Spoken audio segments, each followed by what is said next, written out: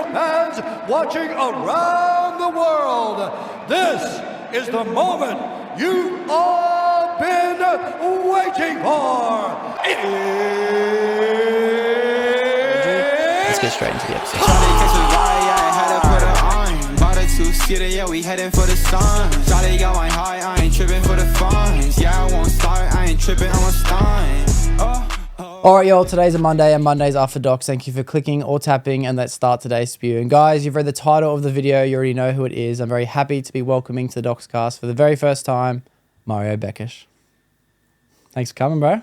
Oh, thank you. I was recording myself. So look, I was just trying to do my social media. I'd like to say thank you, Jake, for having me on your podcast. If I may say this, I am amazed with your setup. Before we start recording today, the interview, I told you, when I see what man brings on the table in terms of the energy, passion, desire, money, and commitment, as you did in your studio, guys, you need to be here. It's amazing. And most importantly, I'm sinking this bed. When I saw your guests, it's like, why they're so comfy? It's the most comfiest studio on the planet Earth. Thank you. I said to you off camera as well, my goal was to make it as comfortable as possible, because I feel like the conversations become a lot more real and authentic and relaxed and open-spirited. If we were just sitting on at a table or something, I used to do that, and it just felt a bit inorganic, But I appreciate those kind words, because if it's feeling comfortable, then the job was done correctly. Yeah. No, I truly, and for most and foremost, thank you for inviting me today. I really enjoying even walking inside your studio. Thank you. Well, I have to say thank you as well for having me on your channel. That was a great milestone for me in my own personal journey, because I've actually never had the experience of being on someone else's channel before that, and it was actually nerve-wracking. I was like, oh really? Yeah. Okay, that's a new. I didn't know this. Yeah, I was super nervous the whole time. As a host, I'm so comfortable like this, because this is also my home. It's like I don't really have to do much except sit here and talk, but somewhere else I was like rubbing my legs. I don't know what to say. What am I going to do? Look, you done well. I didn't know that was your. As I say to you as well, before we start recording today, last year I won the Guinness World Record for the longest audio broadcasting, 56 hours. And from that moment when I announced, it's like a plague. Nobody want to talk to me. Nobody want to have me a podcast. I said to myself, why is that? And there's a different versions, and everybody has their opinion. But the moment when you told me, Mario, I'd like to come on my podcast, like a few weeks ago, I was sitting in the office and I said to myself, that is so beautiful. I'm going to enjoy this podcast. That's like losing virginity, literally. I'm 18 again. Oh, now we know the day. And then suddenly I got a couple invitations. So thank you, Jake. Works both ways. Yeah, no, thank you. Well, I think it's no surprise I want to have you on my account, my channel, Mario. Realistically, I know you said, oh, I don't know why people don't want to have me on their channel. I don't understand why people wouldn't, because the more I dive deep down your Instagram and social medias, the more information I find that I'm so curious about. All right, I learned a little bit about your personal life when I did your channel. Yeah.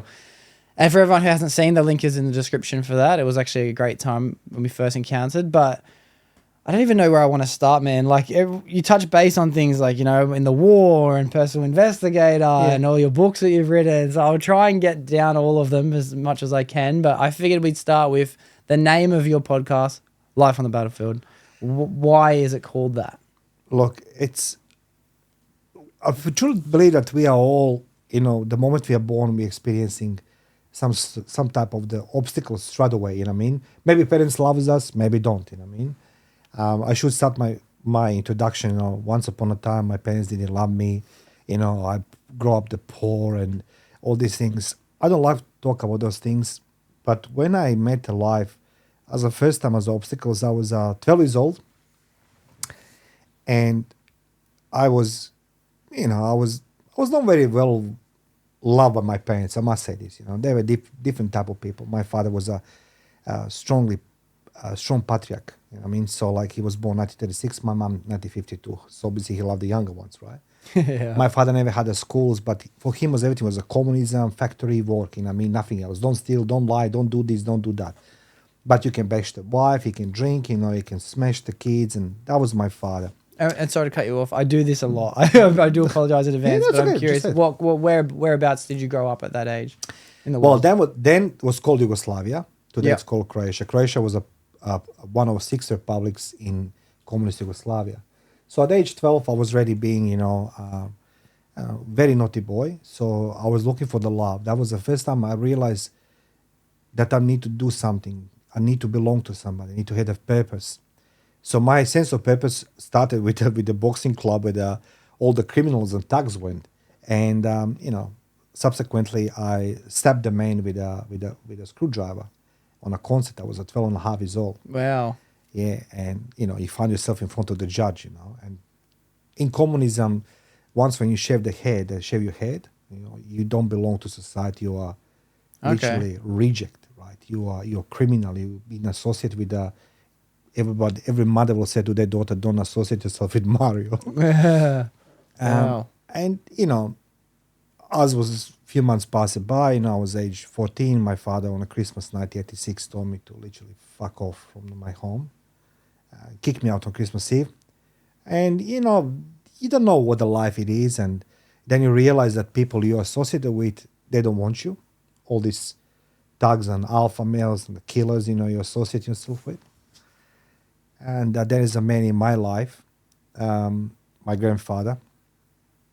So he invested himself in me, and he was a very strong, powerful man in ex-Yugoslavia. He was the second in charge of secret police. And he says to me, listen, nobody wants you. You're going to go in juvie one way or another.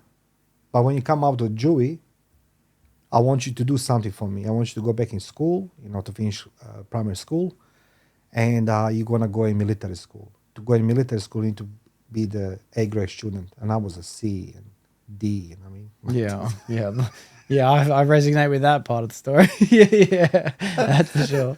Yeah. You know, it's easy to now have the, you know, snapshot of my life when you look in the past. I didn't know what the future brings.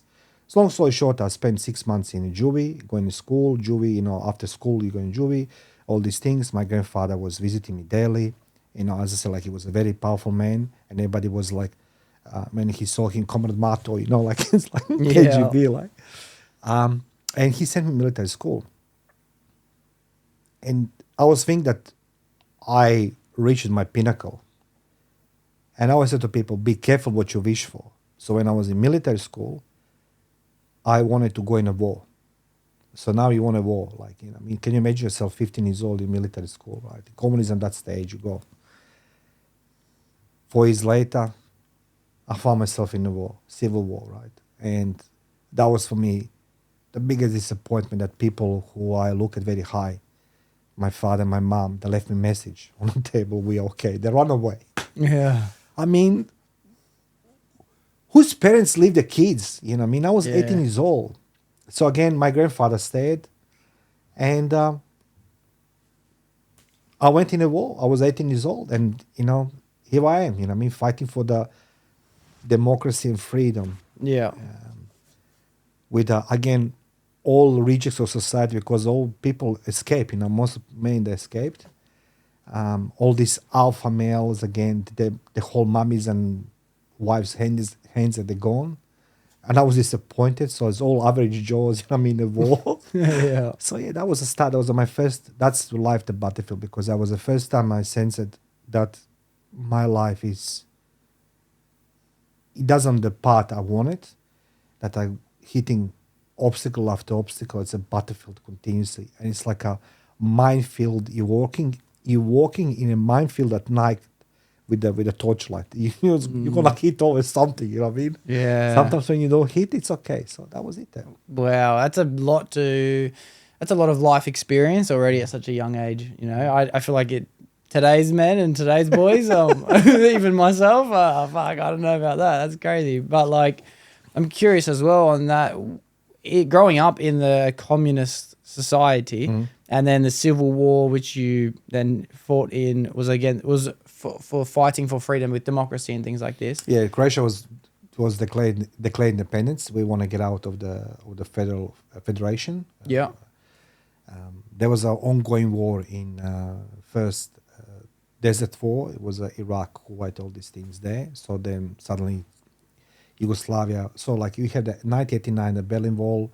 So East Germany, West Germany. Then you have the, as a domino effect, Poland, Hungary, Czechoslovakia splitting in Slovakia and Czech.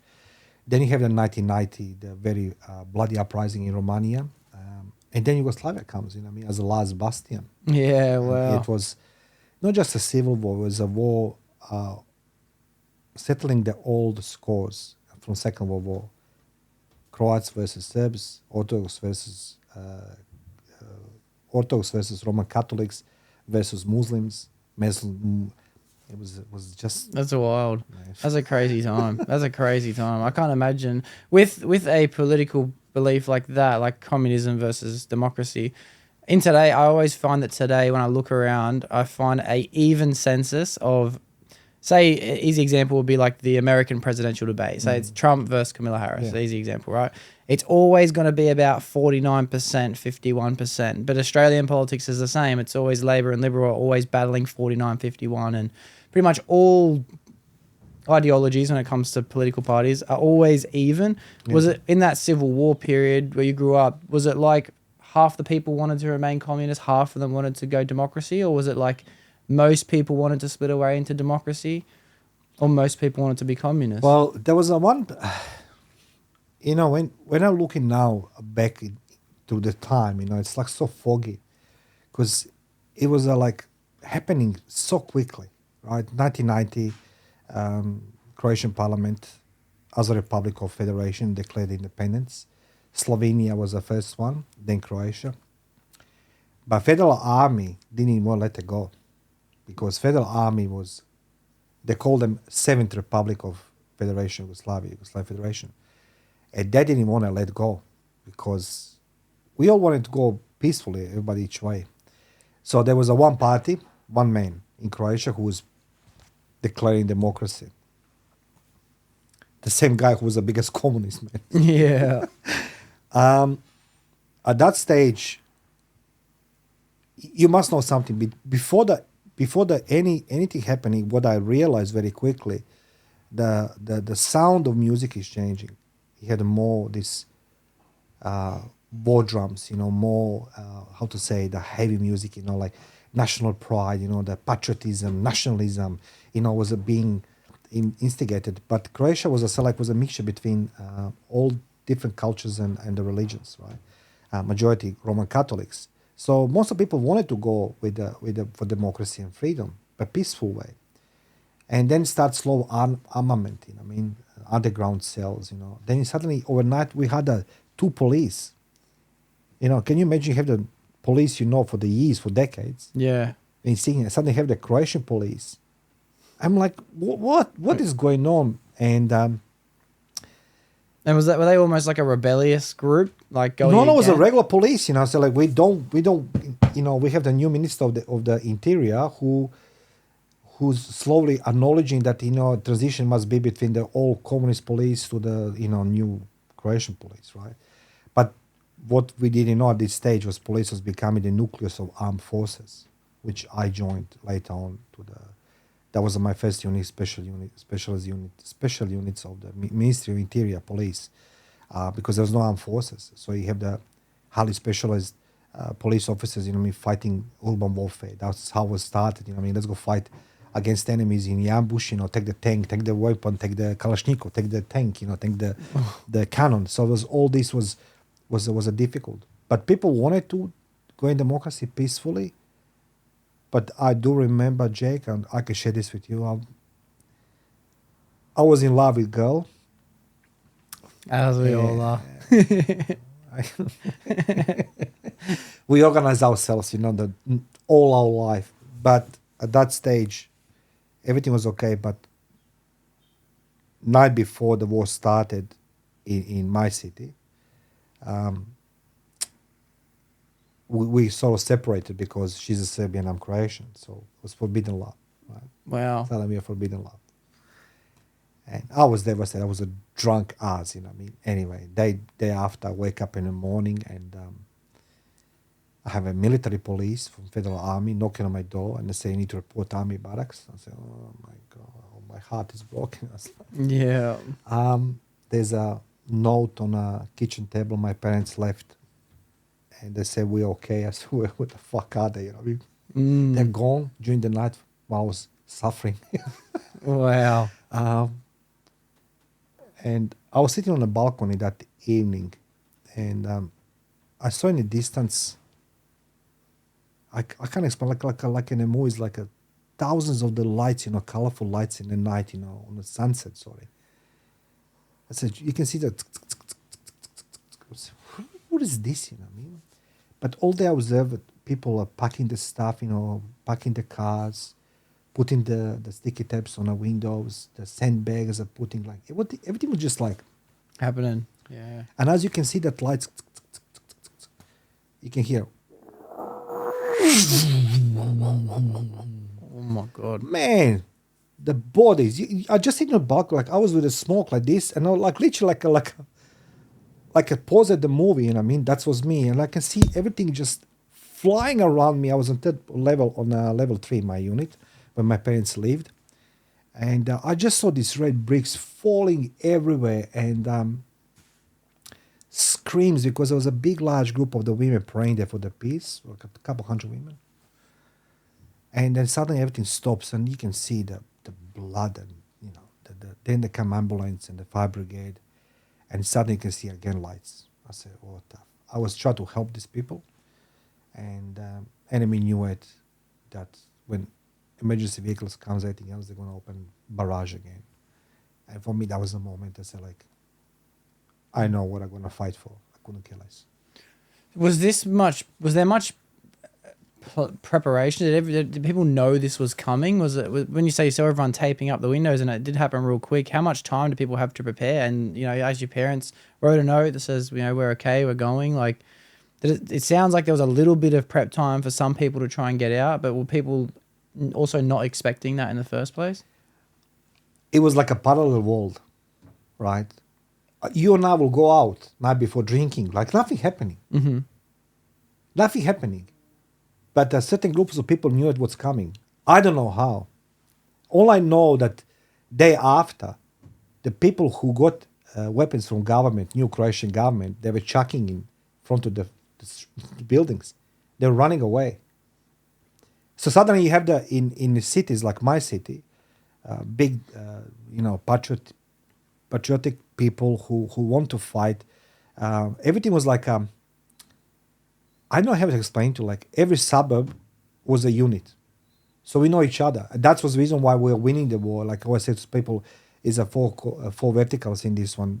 We associate ourselves with the flag, with the leadership, with the cause, and most importantly, we have the support of the populace or domicile of the citizens, right, who stayed in basements. Because from that very moment in summer, July 1991, the life was not anymore on the surface, it's subterranean. People are living in basements. So Wow. the only time we come out was the cleaning after the shellings and everything else. What people they don't know, like the communists and what they see in Russia, all the army barracks are situated in the cities, right, next to the hospitals. It was a deception, the highest level. So some people knew it. On your answer on your question, I didn't know. I have no clue, man. I was just drinking. I mean, it was just cool holidays. Like, Yeah. Yeah. Till a few days later, on the 14th of July, I was on a bus for training camp for the special forces. So I know that a few days before that was start happening these things. Wow. Okay. Well, because it's very hard for how I've grown up, having the internet, having social media, having these things where as soon as something happens in China and a new virus is broken out, you know what I mean? Like the whole world's like, shit, they're dropping COVID on us, you know? And then by the time things do catch up nowadays, everyone's had, even like say Australia goes into military threat level 4 or something like that on breaking news, 7 News, Facebook, Instagram, everything's telling you like we might go to war in 2 years, we might go to war and blah blah blah. But it's like I guess back then, without having that internet, without having connectivity like we have today, like how would word travel so quickly to prepare people? And yeah, some people would catch wind through word of mouth and things like this, but You know what it is? That you can compare this. In 2010, in November, there was a famous called Arab Spring Uprising. It was not spring; it was autumn. Yeah. But they associate themselves with a spring uprising in Czechoslovakia, in Prague. So what happened in 2010? The majority of the Mediterranean countries and Middle East countries, Syria, Egypt, what's it called? Algeria, Morocco, Tunisia, and Libya, they shut down the internet because was starting uprising. But the word of mouth was so strong because people still talk. People still, in communism, my grandfather always told me, the walls have the ears. And I said, like, what does that mean? How the walls have ears, you know what I mean? Yeah. It takes time to get, but the word of mouth is much more powerful, much more stronger. You know, there's an expression that say that pain is stronger than sword, which it is. When the war started, psychological warfare, which I was being on some courses, because in the war, like, you know, I just didn't have the time fighting the war, being in trenches or defending some village, godforsaken place I never heard before in my life. But then when you come back into the city, they send you to some courses, which you're doing the courses, and all I was afraid I'm gonna die as a virgin. You know what I mean? Like just I just want to have the girlfriend, man. I want to have the girlfriend again. You know, just have the one. You know. Anyway, it was like, Yeah. so you learn all these things, how the powerful the word of mouth it is actually. So that was it, because people whisper, and that is something more powerful than you watching the news. It's an instant news, but you're right. I'm the obsolete and old generation dinosaurs. But your generation enjoy the benefits of these things. Yeah. It's good, has good things, has a bad sides. It's definitely more powerful. I agree with you. And word of mouth is more powerful than the internet could ever be. Easy example would be business, because business strives on referrals. It doesn't matter how much you can advertise and market. If you can get one person to tell one person, you've just doubled your sales, as opposed to, you might get 1% click through rate, or you might get 2%, buy through rate or something like that. But yeah, word of mouth is the most powerful form of communication for sure. Absolutely. And that's like, when the people talk about Doxcast, you know what I mean? Like, I can put many videos, but when I say I was there, you welcome me in your studio so well, it's so comfy. The water, everything, it's so good, you know what I mean? That's a promotion. I mean, we can create many videos about everything and anything, as you say, but the clicks doesn't guarantee that people gonna come. Yeah, for sure, definitely. When you were doing these education programs that they were giving you in the times you were in the city, did any of those lead you? And I'm not going to fast track to this, but I'm just curious. Did any of those courses lead you down your path of PI, or was it a completely different change? Did you learn about investigation, or did you learn about any of the skills, and did you carry that over to your next thing later? Yeah, it did. Look, in 92, again, be careful what you wish for, because I got the war. And sometimes in November 91, after 4 or 5 months in the war, I had enough. I really had enough. You don't know what your parents they are. You have no girlfriend. City, it's a ghost town. All I knew it was being in the front line. Come home. When I come home, the government tried to do, the people in the city who stayed in the city, they try to facilitate some type of normality. Have the hot water, electricity, but enemy knew it. It was a terrible. Like, we were losing war. Like, literally we were losing the war. And I do remember on the 18th of November, 1991, one of the cities bordering with Serbia, after 3 months of siege, we called the Croatian Stalingrad, capitulated because it was become undefenseless. But that was the last group of the soldiers being sent from our territory to the city to bring some reinforcements and some medications, some munitions, and we couldn't penetrate. I said to myself, "Fuck, we are lost, man!" Because I was in short sleeves, mate. It was snowing. I was in a summer uniform. It was snowing. I just want to die. And literally, there was a moment I said, "God, just You know, you marching, you know, I mean, you're coughing the blood. You know, doctor says I have no, we don't have the medications, you know, because we have the sanctions. Croatia has the sanctions by the civilized world. Some type of we have the repercussions because we try to leave the Yugoslavia. Anyway, long story short, and then doctor will give us the the grappa to snort the grappa to clear the lungs from the blood. When we were like, I just want to die. So be careful what you wish for. 15th of January 1992, Croatia was eventually being internationally recognized. So it was like, oh my God, Independence Day. And I remember, Jake, like right now, snow was up to here. We were in trenches. We had some type of the warm uniforms and anything else. But there was a big shipping container dig into the ground as a bunker, as a relaxation place to sleep in, I mean. And my unit consisted 80% of the people 60 plus years old, because that's what's left in the city. Wow. Most people run away. Wow. And I saw with a glimpse of my eye with big TV was, you know, big TVs was like that. There was some commercial about McDonald's. It was a girls in bikinis dancing in the high heels, Sounds like a good commercial. Yeah. eating, and it Yeah. says Ibiza something. I say, fuck, I want to be there. Yeah. Everybody look at me, so like, so I was 19 years old, so I want to make it sure that people understand I was 18 when I went in the war. I was 19 when this happened, 15th of January 92. Anyway, and everybody says to me, how are you going to be there, you know, boss? I said, they call me boss. So it's strange when the 60 years old man calls 19 years old boy boss. Yeah. And then I saw, you know, somewhere in the sky was a airplane, and you know that hot air tail? Somewhere, you know, who knows where it was. It's so high. I said, that plane, I'm going to be on that plane. Yeah. And it was like, yeah, whatever. But 7 years later, I was in Australia. So dreams come true. But when you said to me, so after that very moment, there was a lot of cataclysmic event happening around me.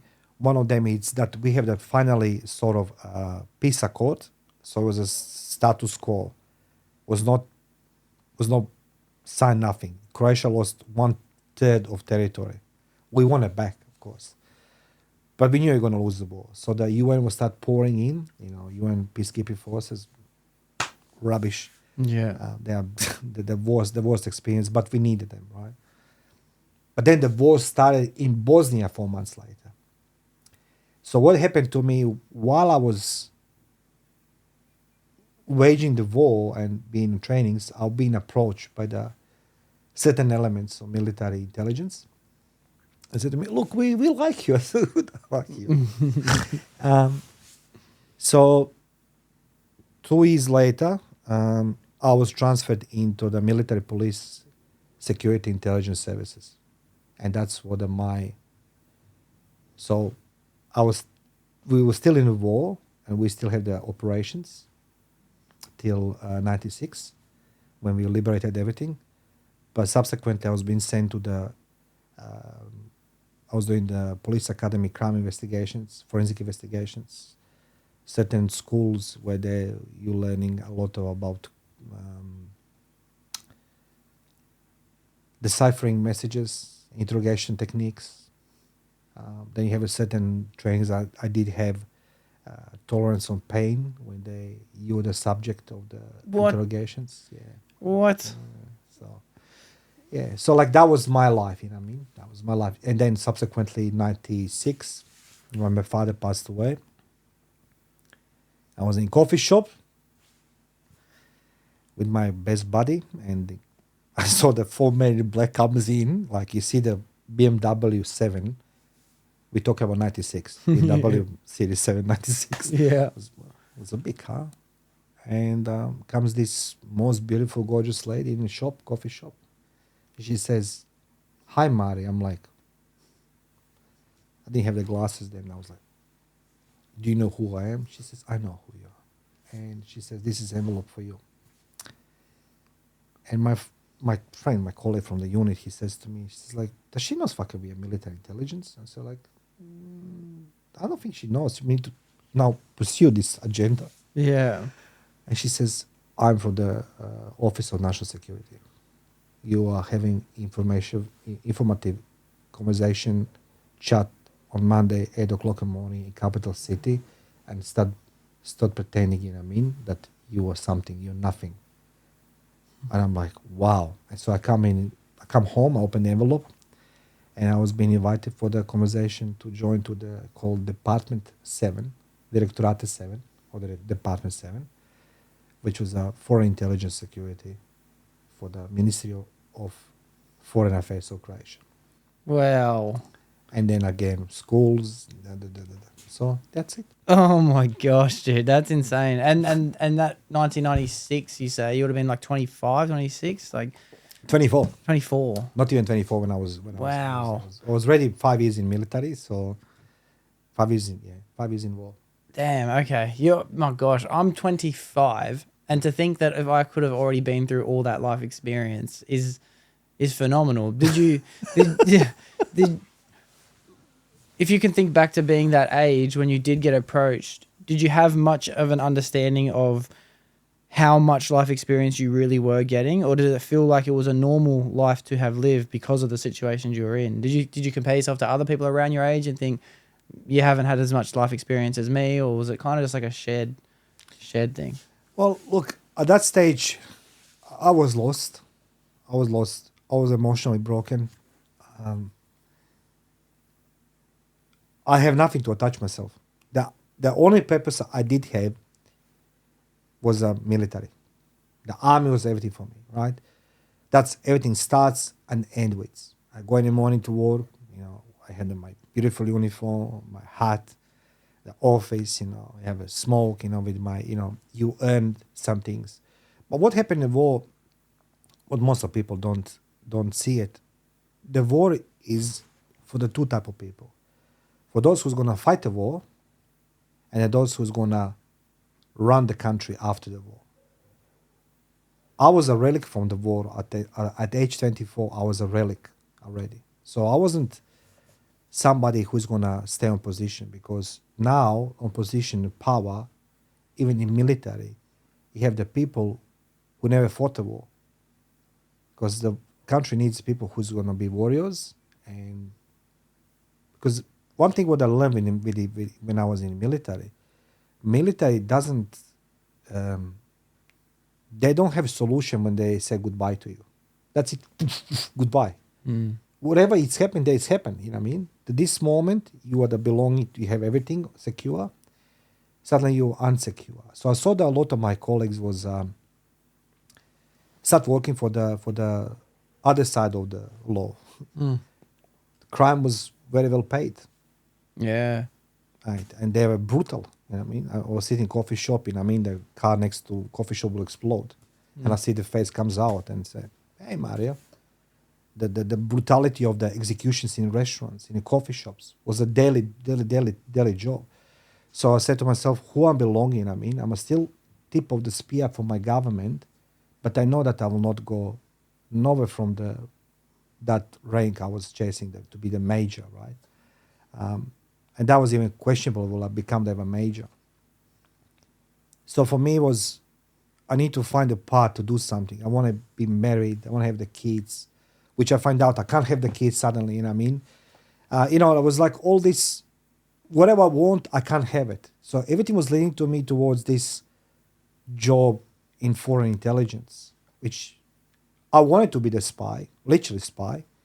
But you're not a spy, you know what I mean? They don't call this spies. You don't call this spies. You call this, you're the operative, you know what I mean? We never talk about these things. I said, what do you mean you don't talk with me? Well, did you talk in the army? No. I said, well, we're just working here. I said, okay. Yeah. So I was lost at that stage. I knew what I want. I want to have the better life. I want to have the warm bed. I was living in the army barracks because my parents come back 2 years earlier, and I didn't belong to that anymore. Right? They come back. We lost touch, and that's like my father subsequently died. So all I wanted to have the family, to have the kids, I have enough of the weapons. I have enough of the many things, but it was giving me purpose. So it was a double-edged sword. And then This happened 96. Wow. Okay, so in 96, what was that chapter like? You call it Spy. I like that you do call it Spy.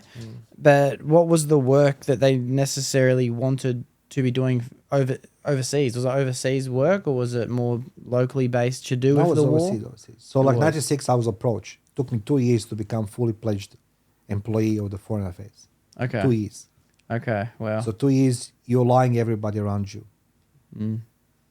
On the 30th of May, 1998, I said to my boss, commanding of my unit in military, part of this military police unit, I said to him, I'm resigning today. He's like, and everybody in the office is like, come on, Marty. I said, like, I'm resigning.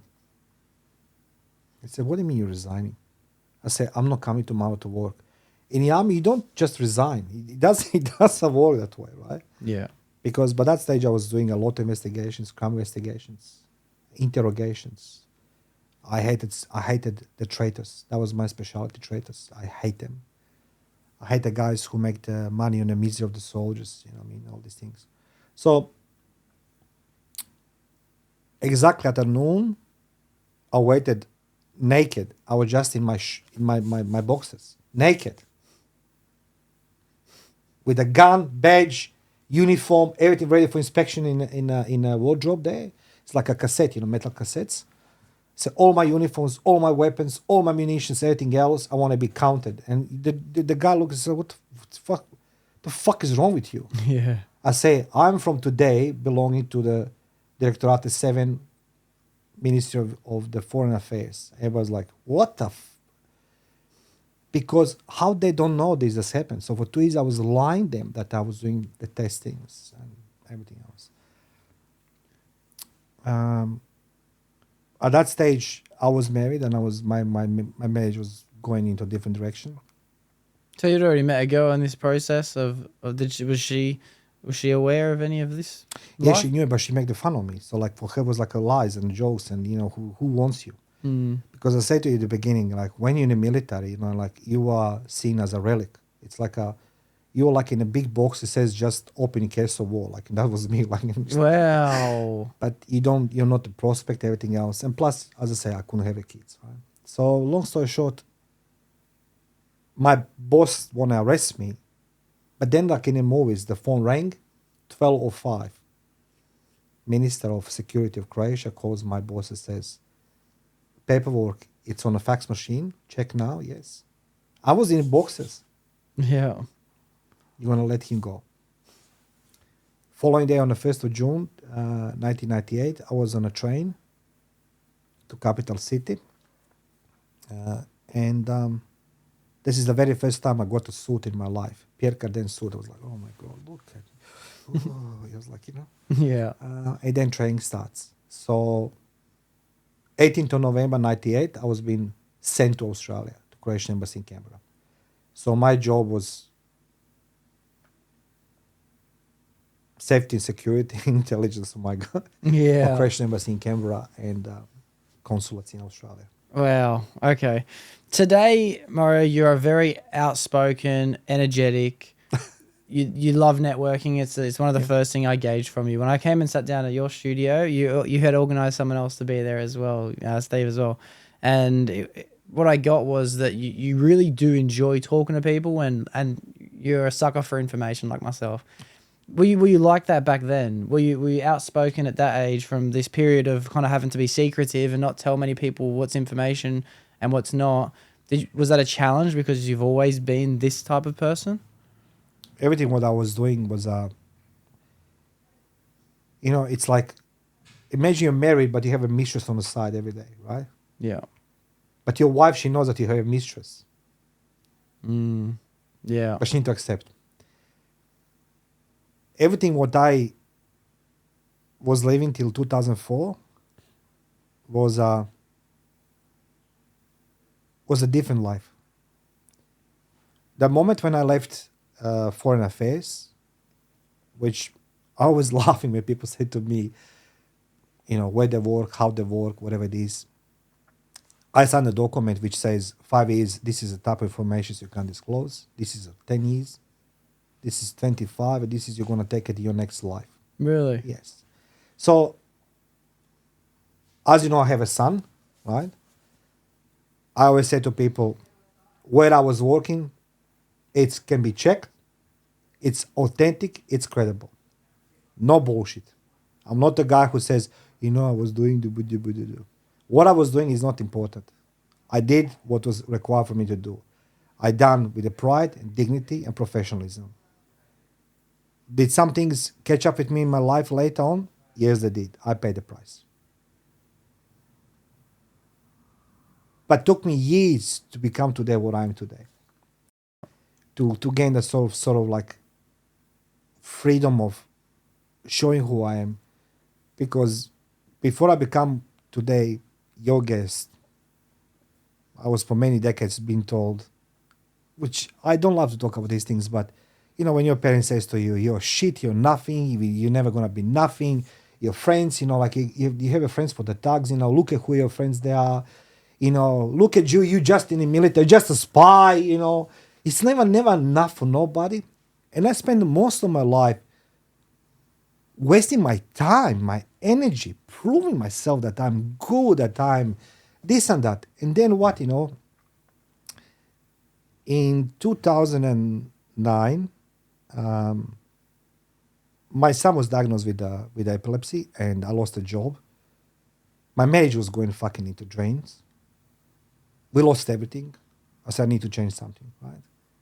So what I did what I should do before, to tell the world, look, I'm not a jar on hotel to make you all happy.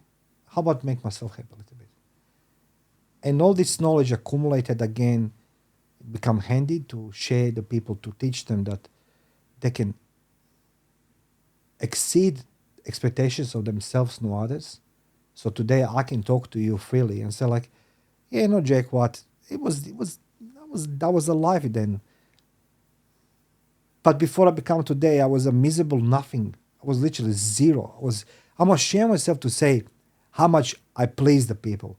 But today when I see all these scammers and lies and, the fraudsters like bullshitting with their stories, my life was not good and I can make you rich and that, shut the fuck up. Yeah. I know what it takes, what I mean? So today, thanks to yourself, I can say this story. I love that. That's what it takes. Because if nobody asks you, you're never going to share this. And you today, I say your studio today. Jesus, I'm serious. Like, I'm so proud of knowing you, man. Look at this studio. Like I say, like, when you see the person, when you walk somebody else's house, like, this is old me, you first go in the bathroom to see how the bathroom is clean or dirty, then you know how the people lives. But when you see the business, it's what you see what they invested. Yeah. And you're the biggest investment I fucking love it. This. Well, I hope you don't have to use the bathroom because I'm pretty sure it's a little bit messy. No, that's just old Mario. Yeah, no, I was just joking anyway. It shouldn't be messy. But I find you to be a very, very peaceful. Very, very peaceful person. And based on your aura, your personality, not your stories, but just on your expressions, I would never guess that you're someone who came from a time of war and a civil war breakout. And I hear stories of Serbs and Croatians like being in vendetta today. Like yes. I worked with a guy, and it must have been a year and a half ago, and he was Croatian and his girlfriend was Serb, and they were working in the same building, and no one could know. His parents could know, her parents, no one in the building could know, and this was over in near I think it was Hoxton Park area, so there's a lot of those ethnicities there, and it was they were telling me we don't like each other, and I'm like, that's so interesting to know what. And then I asked why. Oh, because of the war, blah blah blah. So I would never know, based on your personality today, that you grew up through civil war, through military experiences, like being in a bunker of a shipping container, looking up to the sky, dreaming to be on that plane, going through all this stuff. And you mentioned especially being 12 years old, getting yourself into serious trouble with the law. Very serious trouble, yes. Very, very serious trouble. And I've been playing with this idea lately. I've been trying to figure it out too, and I want to know what you think of it too. Do you think the best way to find peace is through violence? No. No? No. I always try to justify my life that everything I want to do, doesn't matter how cruel or violent it is, it's good. Don't take me wrong. I never loved bullying because I was bullied. So when I see somebody bully somebody, man, hold my hold my milk, my fucking just go in there, right? Yeah. Because I hate the bullies. War is something different. In war, I couldn't recognize myself because there was a point in time when, for example, I'll tell you the Christmas 91, and we were that between the city, my city, where I was living, and the enemy village was a distance, the strip maybe of the 2 kilometers, right? It was a cornfield, but it's a snow. And we were watching, we had the TVs, right? You know what I mean? And, you know, in a war, it's always other side, it's happier than your one. I was a miserable, man. I was just miserable. Like we were all miserable, right? You know, I think, you know, thanks to government, you know, you're getting all these drugs and get all this, you know. And I was like, I was a part of the unit who was get more than anybody else. And I don't remember on a Christmas Eve, we were in that university. So imagine university on a outskirts of the city. Brick building, huge building, maze, no windows, all the glass smashed. Just, it's like a charcoal chicken. Everything is, all walls are black because they were shelling us. But that was the first and last line of defense. It was the most fortified place, right? And they need to go to that part if they want to attack the city. And that night, I just fall asleep because when you're walking during the night, you can hear the cracks on the glass. And I fall asleep on a guard duty. The guy next to me as well. Do you know that our weapons was being frost? It was just thick sheets of metal. You can't. That's how cold it was. It's like a 16 to 17 degrees was that night. And I heard these cracks on the glass. And somebody was screaming they're coming, right? And we start shooting on just shoot, you know, I mean, just spread the bullets. And I saw the hundreds of white uniforms lifting from the snow, right? And I said, fucking, my Christmas is gone again. I have never had a Christmas in my life. I said, this is my last Christmas. And then they entered the building. It was me versus them. And trust me, Jake, you don't care anymore. You don't care anymore. The one thing what I couldn't understand, why the war happened, because after war, everything's go back as was before the war. We just got independence, yes. It was bloody. And the violence is not a solution now. Because, you know, I can hurt you, say I'm sorry. But man, the pain you inflict on somebody else, that's the worst. Because for me, it was the worst moment was when you go back into the units, right? And the pens being formed to come pick up the body. Right? Mm. That was like you hate and anger in the eyes of the parents. You know, my son is dead, but you're alive. Like so is a guilt, and say, "Fuck, man, this is like it just eats you alive like a cancer." But then you accept this. You know what I mean? Little bit drink, little bit. You know what I mean? Right. Life is Honkadori. 8 months in a war. Yeah. You know what I mean? And no, but it's no solution. Violence is no solution. Yeah. I'm not proud of my past. I did to defend my country. And yeah, I said like, you know, later on the karma sort of catch up with you because you know, I experienced in my life. I said to myself, whatever I need to pay, I'll pay. I paid. But I said to people, be careful before whatever you do, just think twice before you do it. Yeah. Okay. Yeah. So it's not necessarily something that you have to go through violence to achieve peace. You know, it is a widely just talked about subject at the moment that a lot of people are promoting, but at the same time, I know there is a lot of peaceful people who necessarily have had a pretty easy life, you know, and it's like, well, then how did they get that if they haven't gone through violence or anything like that? So it's nice to hear it from your perspective that it's not like the only way to achieve peace is through violence. You know? Can I ask you something? You're a big guest on my podcast. How did you achieve your peace? How did you achieve peace? Share on your podcast now with me. Everybody let them know. Truthfully, I don't think I have found my peace yet. Okay. I don't think I have. But you're working on it. I'm working on it. And in my opinion, the best way I can try and achieve peace is to hit accomplishments.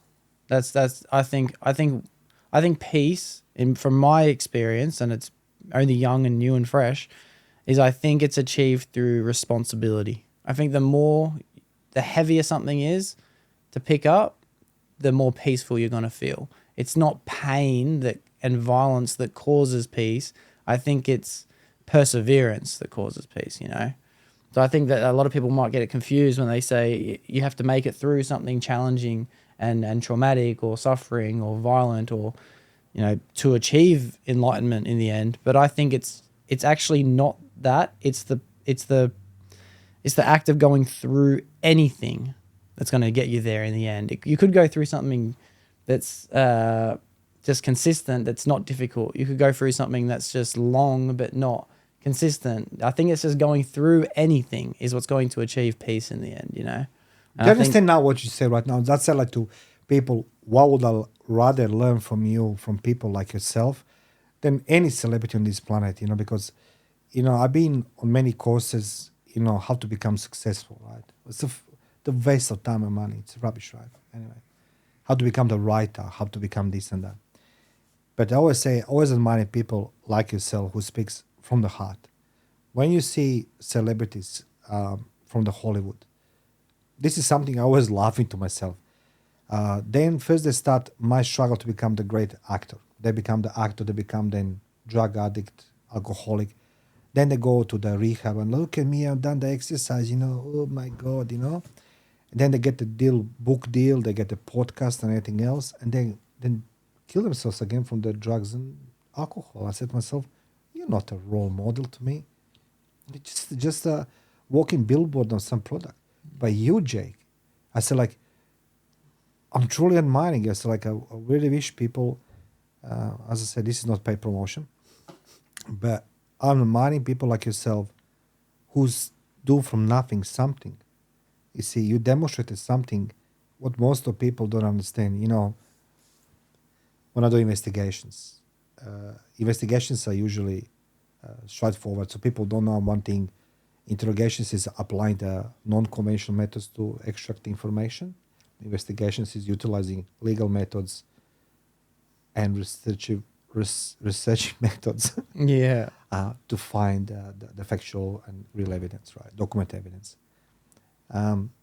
When doing investigations, every detective and every investigator, the first tool of every investigation is what? Imagination. They're imagining how something happened. They make the working theories in nutshell. And with every evidence they collect, they deduct one of the theories till they don't get to working theory and then start digging this one. And that's the how it's been done. You, my friend, you should be proud on this, what you did, because you said, I didn't find my peace, I'm working how? By accomplishing results or, you know, what you said, reaching the goals. But how you have this studio, you equip this studio with this equipment, this camera, this one. That's a how. That's a teaching. You know, everybody can talk about theory.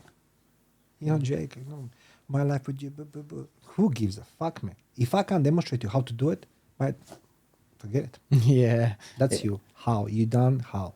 Thank you. I appreciate that a lot. I feel like I'm trying to take, I'm not good at taking compliments. I am really trying to take it on. That's your board. problem. You get stressed. I'm not very good at it, but I do appreciate it. Take it down. Yeah. It's true. Thank you. You did mention in the investigations, so how long after the period for when you first got sent over to Australia, how long was that chapter before you started your journey on PI? I was a straightforward, you know, like when I stayed in Australia, I got a son through IVF. He's my life, Mateo. Everybody knows this. And I believe the world owes me. I need to be head of the police, you know, head of security of this, you know, that. Well, reality was totally different. I started working as a bouncer in a nightclub Arc. I never saw a gay in my life. That was a shock for me. It was like 6,000 gays in one place. It's like, okay. It was a good because... So you were working at Oxford Street? Yes, Yeah. correct. You know what I mean? Like, and that gave me perspective on different on a life a different way. I met quite a number of great relationships there, friendships, the business. Start learning a lot about business, and then eventually I got a job in corporate world. Couple years later, actually, 2007. That's correct. I got a job in company called Game as a national loss prevention manager, and I was good. My shrinkage was 0.2. Accepted shrinkage, it's 0.7. Mine was 0.2. I was giving pride, my knowledge. And then come GFC, 2009, and we lost everything. So I started my business, Inside Intelligence, October 2009. Took me 3 years before I got my first client. Wow. Yeah, my license for the New South Wales Police, you need to pay for the license, right? I had no money for the license. My friend Anne, God bless her soul, she gave me $1,000 to pay for the license, first one. I said, I have no laptop. She says, don't worry, I'll buy a laptop as well. $700 Toshiba laptop. So I was working from a good friend of mine then, Michael, from his office. I was running my business, right? And subsequently, I need to have some income. My son was becoming very ill with the epilepsy, which again I said to be careful what you do in your life because it's sick back, and his epilepsy was in late stage in his life. He was very 12 years old, right? So doctor says I think it's external inputs rather than medical, physical. So what they try to say, you fucking him up, in a nice way with your behavior, which I was very, very bad. I wasn't a good, nice person to be around. I blame everybody for, losses and everything else. But eventually, took me 3 years before I got my first client. I was still working for the Michael night shift as a CCTV operator. And I started writing my books. Okay. That was it, So 2012 in May, my first contract comes across. I was like, yeah! It didn't live long. A year later, company collapsed. That company collapsed, so it was a struggle for this one. So yeah. Yeah. Wow. Well, okay. This period in starting the business and having 3 years before getting your first client. That's something I want to touch on because I feel like a lot of fear is what's holding a lot of people back from pursuing independence as opposed to being employed full time and not having the chasing your dream on the side. And it's because people are unsure about whether they're going to get work or not. People are unsure about, but if I start my business, am I promised the idea of work? Am I guaranteed that I'm going to have this financial security? Am I guaranteed that I'm going to have comfort later? But to go through 3 years of pushing through and staying true to it, how did you have that drive? What made you want to keep going even though the jobs weren't coming in, which a lot of people would give up pretty quickly? Well, I have two main directions. One is I made a promise that I'm going to return everything what my family lost, particularly my son. And secondly was I realized that I'm 38 years old man. I have nothing in my life. Put on aside this glory of the war, and childhood, whatever you want to call, right? But the reality, I'm just a number to the corporation, right? Because I remember that Monday morning was, I think it was the 9th of February. 2019. 2009. 2009. I come in the morning, it was just an envelope. And I think myself, this is it? It's just, that's it. Goodbye. Go. You never existed. So I said to myself, there must be the reason why I gone through all this ordeal. And what else I can do than do what I know the best. That is investigation. I didn't know nothing about business. I didn't know nothing about accounting. All I had a desire to work on what I do. And I do remember, my boy and I, my first marketing was I printed Sherlock Holmes hat with what's it called? My mobile number. So where I gonna advertise this? Billboards. Sorry, the community boards. I said to my son, let's go in toilets and stick the. He was thinking he's doing the good thing. Yeah. So we went in the female toilets and male toilets. In the cubicles. Do you need a PI? Oh, Few that's days so later, good. Yeah. That is such a good idea for marketing. Few days, police comes says to me like, "Why would you do this?" I said like, "How do you know it's me?" He says, "Your number." So like, yeah, of course. You see, you can't just walk in the cubicles because I didn't even violate nobody's space because I was looking it's empty. But shopping center, say like we have the dedicated place. Yeah. I said, okay, cubicles was my first advertising. Do you looking for PI? Call Mario. Still same number today. Yeah. And I remember all these people call me, "Are you a PI?" I say, "Yeah." Gloria Jeans, 9 o'clock. Yeah. And I start working on my own. And of course, society itself push you on a side and says you're just a PI. It's like, don't worry, mate. I'll pick up the garbage, but you're gonna pay me for carrying the garbage because after all, you need me for these things. Today it's different. Today it's I have almost 300-400 people working for me, but it took time. It took a lot of time, a lot of struggle, employing wrong people, making tons of bad decisions. So that was the reason. So like, I don't want to go back working for somebody. I need to fight for my survival, and to survive, I need to know what I have in the fridge, not expect that someone brings me into fridge. So when I had limitations and I was hungry, I was starving, I want to have your life. I see the people Christmas parties, and I would do the bouncing. Even I was a PI, I was doing the bouncing, to fill the belly, to fill the pocket. Christmas parties, people, tell you all these derogative comments, call you the names. Say, "Mate, don't worry, mate. It's $17.50 per hour, ching ching." It's like, but I felt sorry for most of these people because I saw the misery of them. I said like 5 o'clock in the morning, all these girls sitting on a curb on the side of the nightclub. Nobody wants them. I'm going home with my croissant. Okay, that's my life. So it takes time. So what I say to people, there is no option B, option C. Nobody will deliver for you nothing if you don't deliver for yourself. Nobody will deliver your promises except yourself.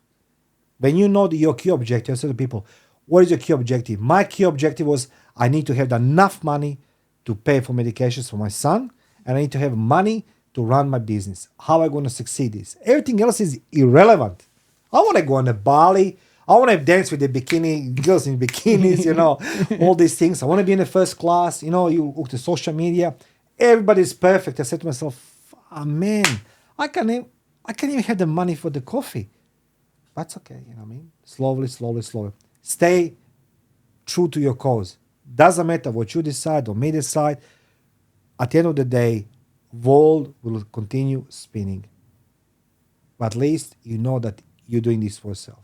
I love that. It definitely made a big point that I really want to ask you as well. But Please. What year was it first? So you said 2007 or 2009 that you made the decision, and 3 years later, would that have been 2010 or 2012 that you got your first client? Okay, so 2007 I started working for Game. 2009 was a GFC. I tried to, because even tattoo is here, right? Yeah. GFC. I make a tattoo. I'm making my tattoos to remind me every day. 2012 in May 1st, 2012, Gallagher Bassett was the first my client then, and I got a SLA. However, I was a subject of the reshuffling, because again, I'm not an Aussie guy. So for me, it was difficult to be in the eyes of everybody because I didn't play the cricket. I didn't go in the King's school here, all these, amazing students, everything else. So I need to find different ways to survival in a corporation. So only thing I could do it was literally showing what I know, and I started treating my clients the way I wanted to be treated. I always did. People who work for me and with me, I treated them in a way I wanted people treat me when I was an employee in government or in corporate sector.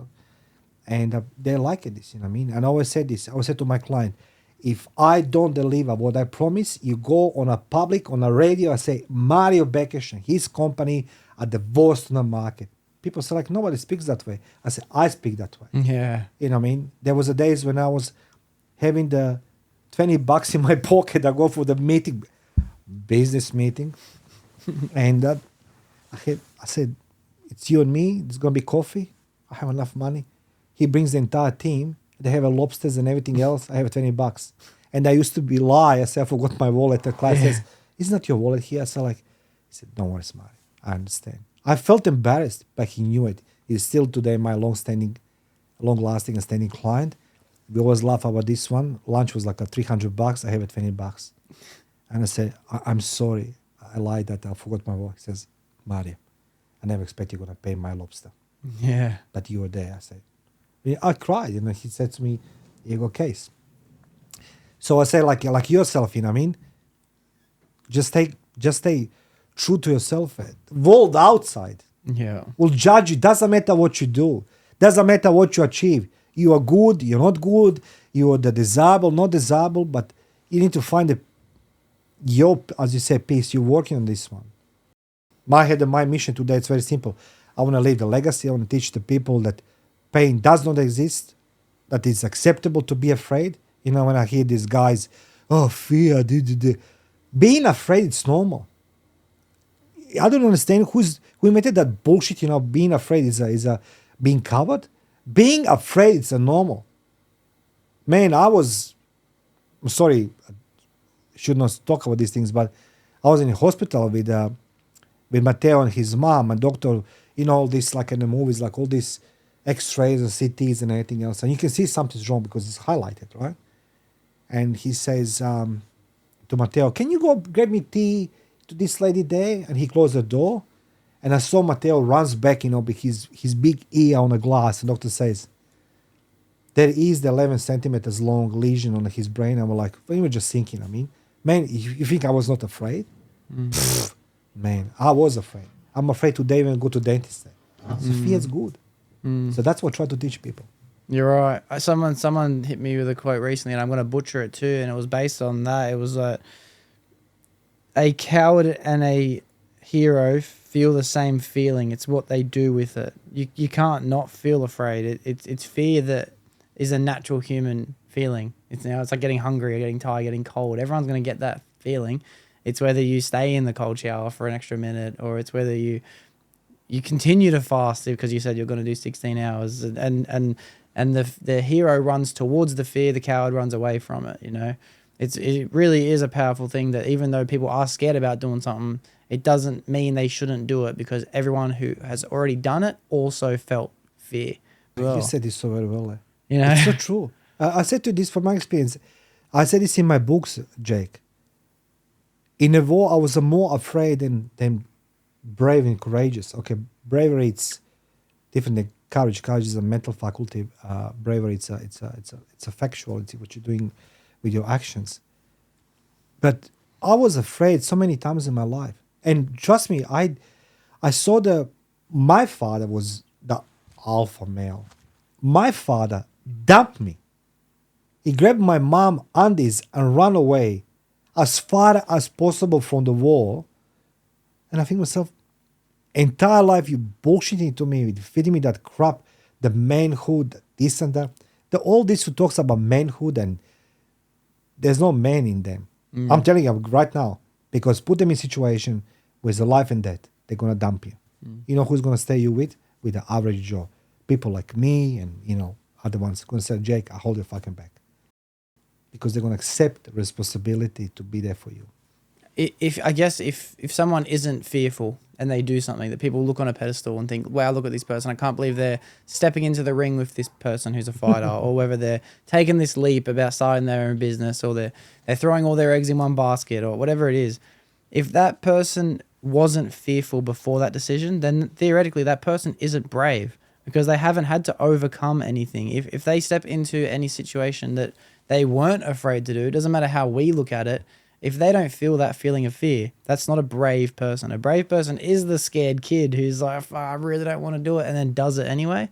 That's actually someone who's brave. It's not the action that as a result, it's the action of the process, you know, like that's very interesting to think on. Like I never really thought about what bravery meant. This is bravery. Bravery is that you know, when I tell you the experience, when I started my business, I was being told to go in a local chamber of commerce. I'll not lie. It's called the Hills Chamber of Commerce, down the Castle Hills area, whatever. And I rock up there believing that this is the best part I can do it. And it was. You know why? Because that very one moment defined my entire course of action, how I'm going to perceive people. So there was a guy on the door. Hi, my name is this. My name is Mario. And he says to me, you need a speech therapist. I said, like, I need a speech therapist. Why I need a speech therapist, right? See, English is a shit. You're not going to succeed. And, you know, so, and I start crying. Jake, I was 38 years old, man. And I run home crying like a little girl because my ego was so being hurt. Of course, it's actually what he did. It instigated in me more courage to speak freely. So I apologize for so long.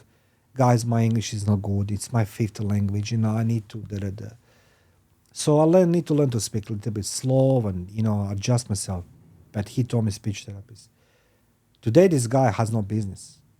And I was looking him high till this very moment. So what you would say, like, most of the time, people are giving you the gift, but telling you you are nothing. And I see this as a gift. For example, people go watch the Tony Robbins. I'm not sure you love him or not. Love him. Yeah? Yeah, love him. Yeah. This guy, 20,000 people comes in and he lifts everybody up. That's a magic. Now imagine Tony Robbins says to 20,000 people are shit. They're going to say, what? Nobody cares. But he will care because he's not there to put you down but lift you up. That's what the difference is. If you when I was in military, there was no always shout, you do this, you do that. That's from time to time, you know what I mean? But everybody's first you teach them theory, then you demonstrate as an instructor or whatever, commanding officer, and then you expect from them to perform the task. If they don't do it, you give them another chance. But then you give them body to help them to reach the goal. You know, nobody can reach all goals simultaneously, same time, same way, same level. You, look at you. Today, you're talking to the thousands of people. Now think how many people say like, that podcast is shit. Yeah, but show me your podcast. You don't have one? No. So, Yeah. That's a courage. There's going to be people that hate on it, as you said, no matter what you choose to do anyway. You know, that courage comes from defining your own self-value. Like you mentioned, you felt like as an Australian society, it was almost like, you're just a PI. But realistically, I don't notice that society. Maybe it's times have changed that have led to that, but I think a PI is a fucking sick job to have. You know, like it's actually a fucking sick job to have. Yeah. And it's the self-value that you decided that you're going to stick through it anyway and disregard what you think other people are saying, whether they're saying it or not. And on that note, as a PI, when you start to get those first clients, for someone like me who has no idea of what that world is like, what are some of the things people would hire you to investigate? Like what's a couple, you don't have to give me exact stories that really happened with real people or real businesses, but like I am curious as to what that world can lead you to discover. Yeah, look, there's I have two businesses. One's called Cheating Partners, which we're dealing with the type of the infidelity cases. It's self-explanatory, right? So I'll start with this one. People have the need to know what's happening. When you have some type of suspicious in you and you just want to confirm is a valid suspicious or not, or do you have a reason to believe that someone's cheating on you or not, people come to me. That is the most humble approach I have with this one, because it's not easy for nobody to sit opposite me and say to me, my husband, my wife, my girlfriend, my boyfriend, my unicorn, whatever it is, you know what I mean? And give you all these details and pictures. And they need to say like, okay, why you think is this happening? To try to understand, because as I say, like one people what I learned when I was in intelligence academy, I remember this lady, she was a psychiatrist, and she says everything what we do in life, we do it in numbers. We are in the code, like a 1010, which is true. We wake up 6 o'clock in the morning. I do the bench press 120 kilos. I have a 5,000 calories. I have the 100 kilometers in the petrol in the car. Everything is a number, so everything is predictable, right? So you already know when you talk to somebody what direction you're gonna go. The hardest part it is presenting the case. So I had, let's go say, I'll give one example. I have the lady.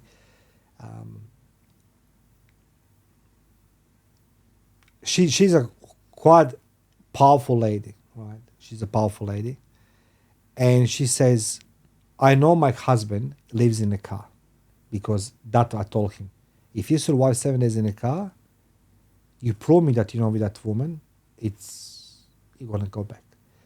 In the meantime, the kids will live with the mother. They will go in the morning, afternoon, bring in a car to him, who is quite high position executive, right?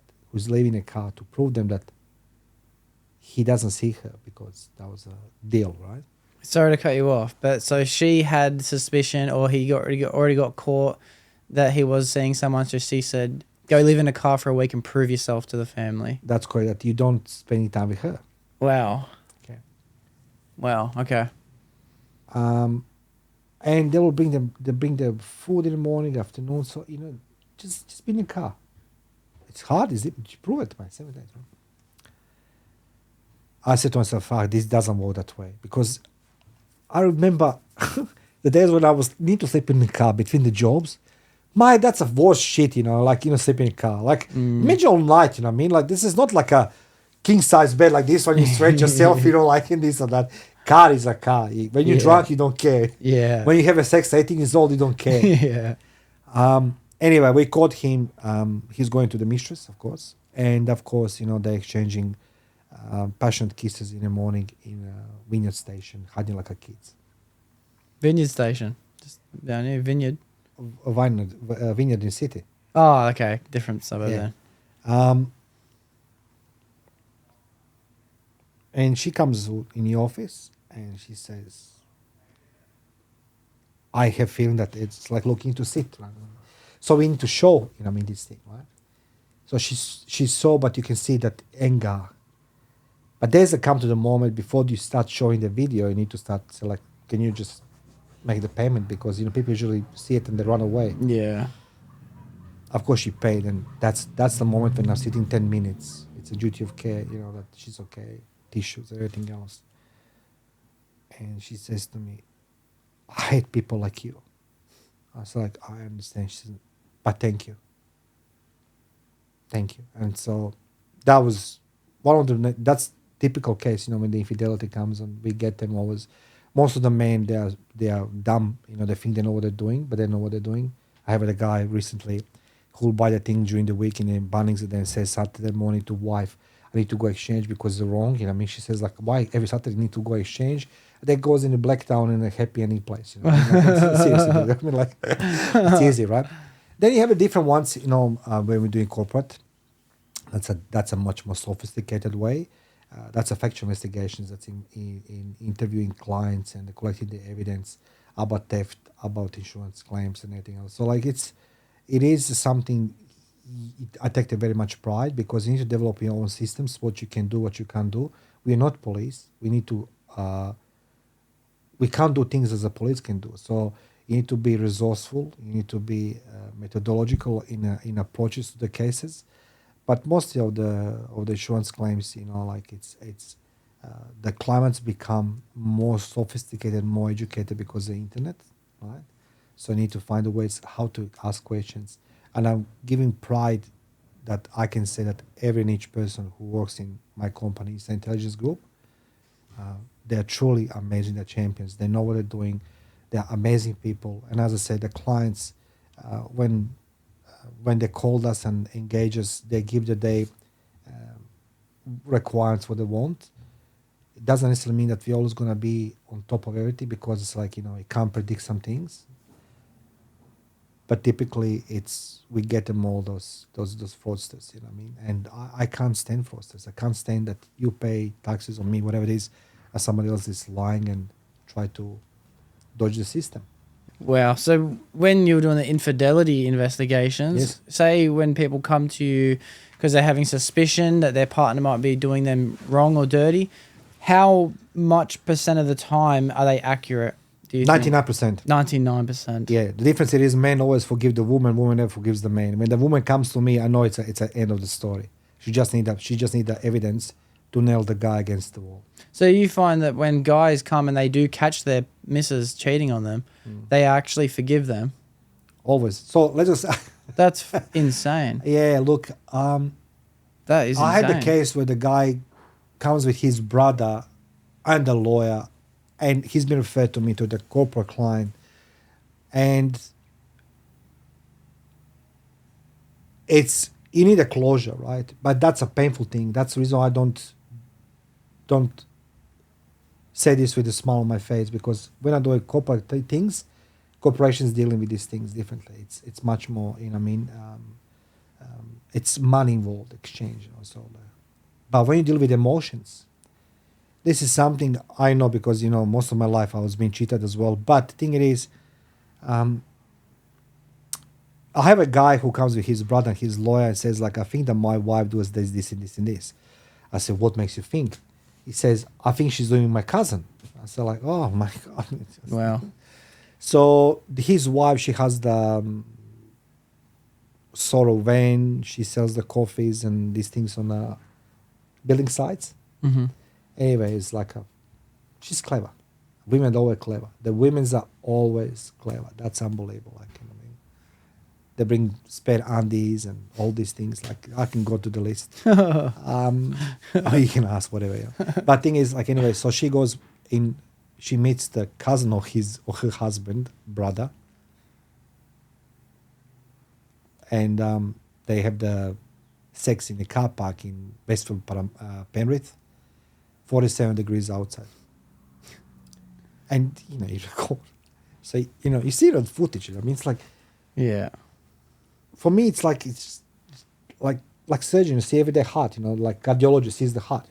You can see, but I'm really thinking how I'm going to present this, right? So this is the moment when the truth comes out. Give another case if you have a time. So anyway, they're watching the TV. It's a big TV. It's a 64-inch TV.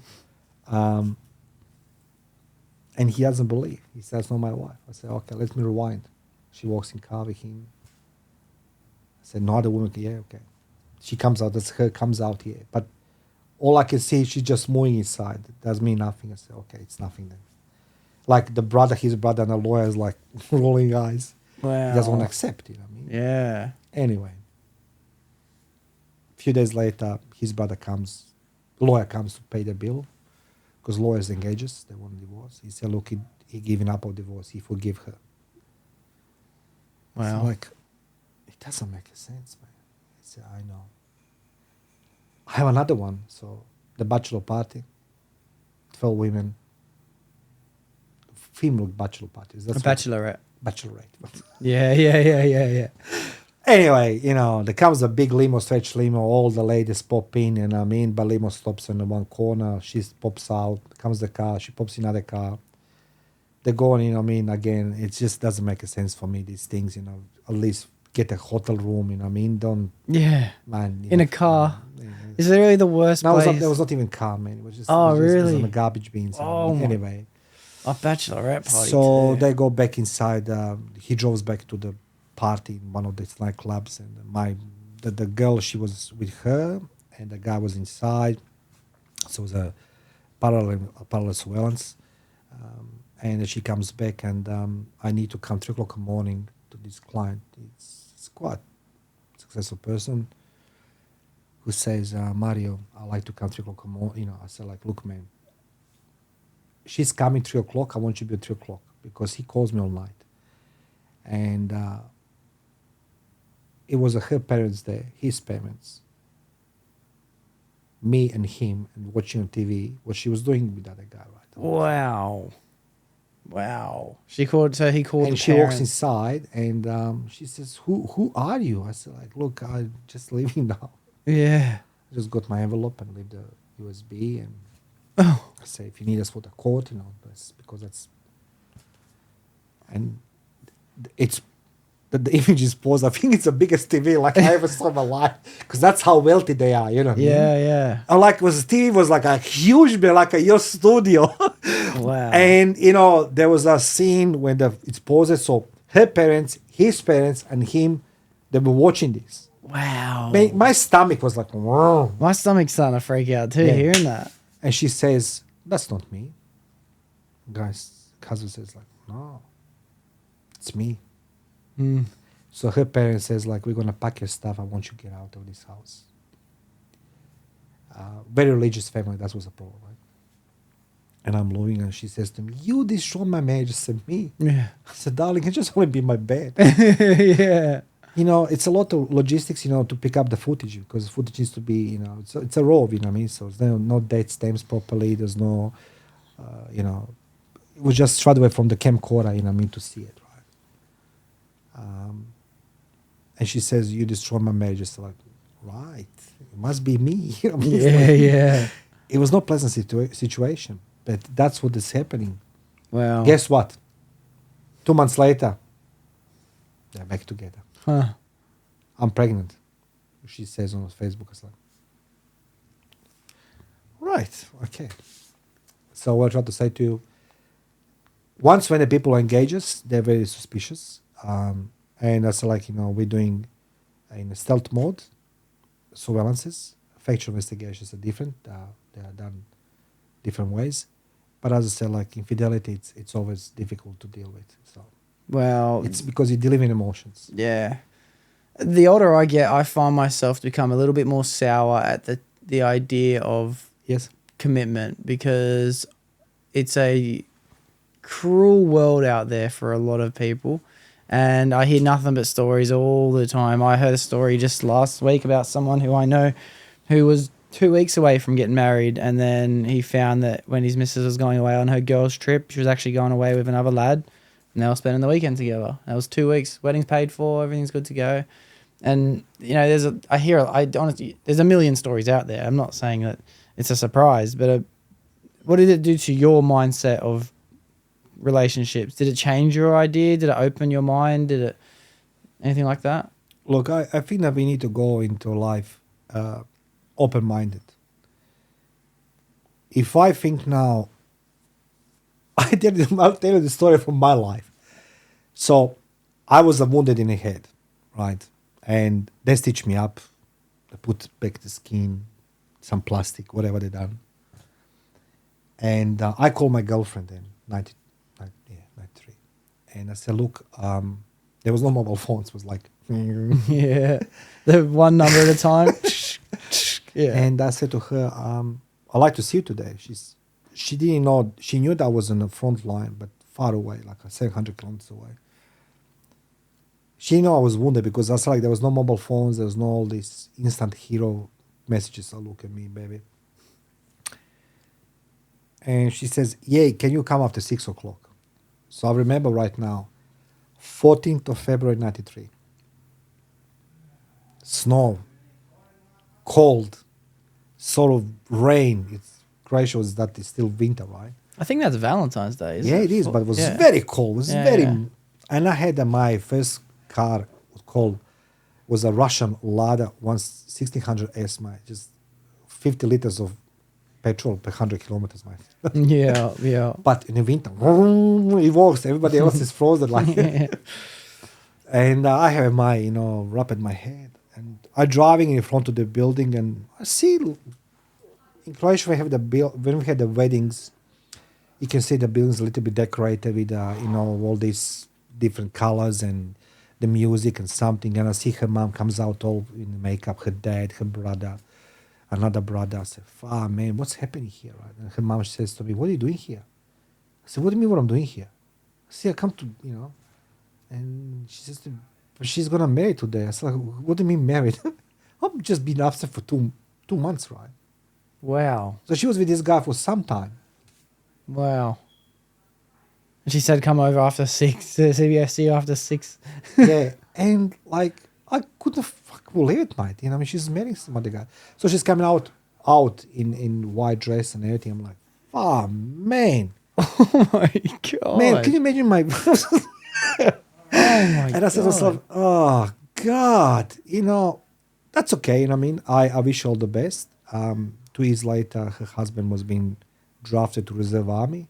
For some reason, was being sent to my unit. Mm. And everybody said to him, "It's like, what are you doing here?" It's like, Yeah. dude, you know, when Mari find out, like, and anyway, he fell from the chopper out, anyway, so he broke his arm. So like, He fell. he fell. It was just anyway. Yeah. So what should I say? Like, it doesn't change to me nothing. I think that we need to grow up. Yeah. You know, as older we are, we need to understand. We learn to appreciate the life different ways. As me right now, you say something very recently with the fear. If you are afraid of life was gonna eat your life. You can smell the fear. You know, as you know, I'm still fighting in the boxing. I lost my match in end of the March this year. I'm still preparing myself for another one in November. And even when I prepare myself for the fight, that moment before I walk in the ring, you see your opponent. This guy over there is hungry. He wants my head on a silver platter to prove himself, and I want the same, right? So there's no mercy there, right? But am I afraid? Far, man, yes, I am. Should I be afraid of the life? No, I will not be afraid of life. One way or another, you and I, well, life is ahead of you. But I'm going towards my final destination, right? You know what I mean? And I want to leave the world better place than I found. So, love, it's a strange thing for me Yeah. at this moment. But I congratulate everybody who is not afraid of emotions, commitments. Do it. You're gonna fail. It's gonna hurt. You're gonna be happy. You're gonna enjoy. But please, don't live life with a suspicion in your mind someone's gonna cheating on you or something like this. If it's happened, it's happened. It's gonna hit you like a train. You're gonna cry. You're gonna pick up yourself. You're gonna move. That's a good point. I tell my mates too. One thing I've been saying, because there's a few of them that are like in that cycle of you can just call it endless, meaningless sex with as many girls as they can, and even when they start to get feelings for a girl, they run away from it because of past relationships and things like this. And I just tell them, stop being a pussy. You know, like that's the number one thing. Like, No, you say well. You say Yeah. well. Look, you know, I had one girl. You know, she was an opera singer. Anyway, long story short, we sitting in a restaurant in Milano. Anyway, some guy comes to our table. I was thinking it's a candid camera. He said, "I love her." I was like, "Who the fuck you are?" And she's like, you know, head down. He said, "I love her." I was like, "What is this? It's like a candid camera, something like you know, Yeah. it's some prank." yeah, Anyway, long story short, she was with him for some time. You know what I mean? I punched him a few times in the face and I've been arrested. But I said to him, what she done to me with you, she's going to do to you with somebody else. No, she loves me. Of course. You know what I mean? So let them go. You know what I mean? I wish them all the best. Yeah. That's a part of education. Live the life. You know what I mean? I said, live the life. You know, this very moment. Look, I'm sitting in your studio. You know what I mean? The life. And we're creating the legacy. Jake, be proud. And all you guys, you watching this podcast show, you are blessed that you have a Jake in this podcast. Honestly, I'm saying this to you. It's not about me, it's about you.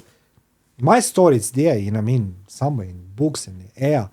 But this podcast studio is going to welcome so many new guests, so many new stories. And these walls witnessing all of this. I think you're underestimating the power that you already have been able to have your story, have your time, have your experiences in life, and now write them into books and share them with the world and have your podcast. Like, I know you say, oh, it's all about you, but it's not. It hasn't even started to begin about me. Yeah, it's actually, in my opinion, all about you. Everything, you know. We agree to disagree, but so we appreciate each other. Definitely. That's what I try to say. Like, you know what I mean? I have my goals in my podcast. And as I say, I'm on a mission. I want to... Every time when I interview people like yourself, your story was one of the most powerful I heard. I wanted people learn from this, from the raw life experiences. Because we can have, look, I approached some celebrities and they literally told me to fuck off. And said like, okay, no worries, no drama, no worries. Then for some miracle, somebody comes to me and they say to me, would you like to have this person on a podcast? I said, but he or she told me they don't want me anymore. No, thank you. Mm-hmm. I'm not interested for a story anymore. Not because I don't want it, but the experience is there, and I can't pretend that I'm going to accept this very easily. So Yeah, for sure. I find that when it comes to the idea of people, when I guess you've been around a lot of it, you've seen it, you've been a part of it, you've investigated for it too. But I think on that note, when it comes to people who are going to go through that, because it's almost, I kind of think, I have this theory that everyone's going to go through it in one way or another.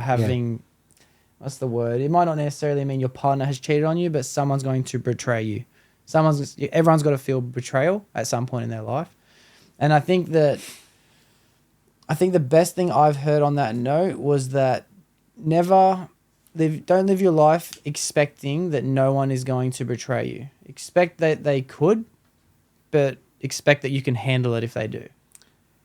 on that note, I tell you something. What Julius Caesar said is, and he applied in his daily life.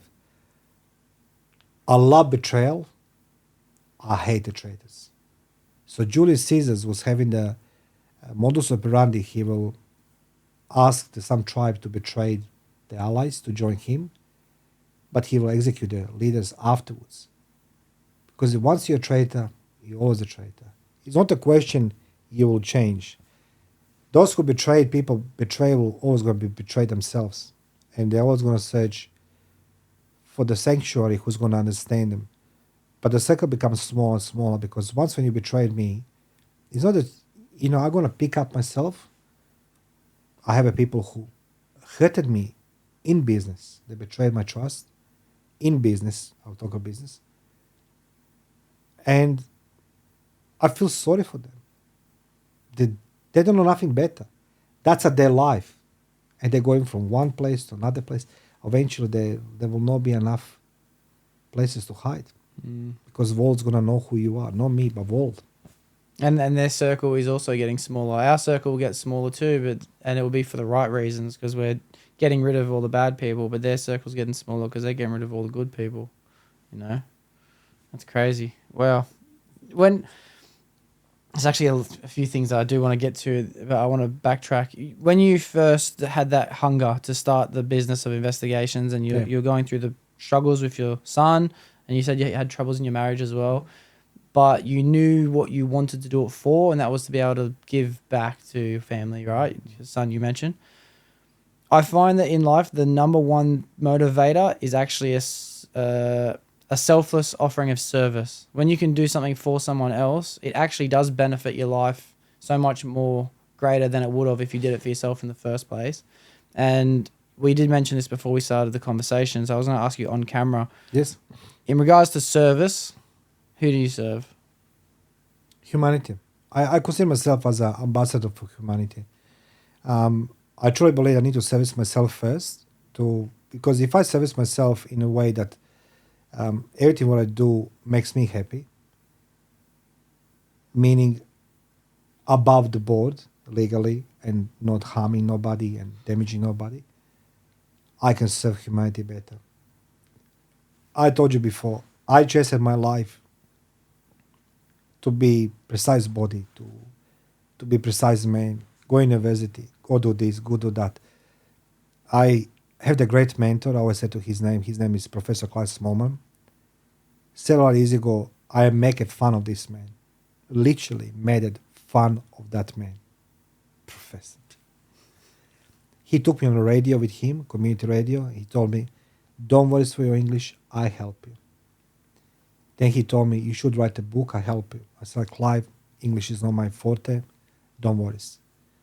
He helped me to write the first book of investigations. So he was editor. And he told me, it's not what we are by nature, but by nurture. If I'm nurturing you to be the prick, you're going to become the prick. But if I know that I can nurture people, I say, my life was a living hell. Before I become the guy today, I inflicted so much pain. I mean, I can't even explain to you how much pain. Because war as I say, I always say to myself, my story can be backtracked and checked. My books are there. Every event I've wrote it downing down, on 10% what is reality. One of the moments in war I remember, and he said this in my book, what makes me think, we went to that house, it was only a damaged house, white house. It was like a freaking lighthouse, you know what I mean? And the reason why the enemy didn't destroying that house was that giving the orientation, what's happening in that village. And I fall asleep, that bed, and I opened my eyes, and the cupboard was open, ajar, and I opened fully. Then there was two bodies hanging, husband and wife hanging themselves, right? And I said to myself, "Fuck, this is life." But where's the kids? Because our two daughters are missing. So I always come back to that point.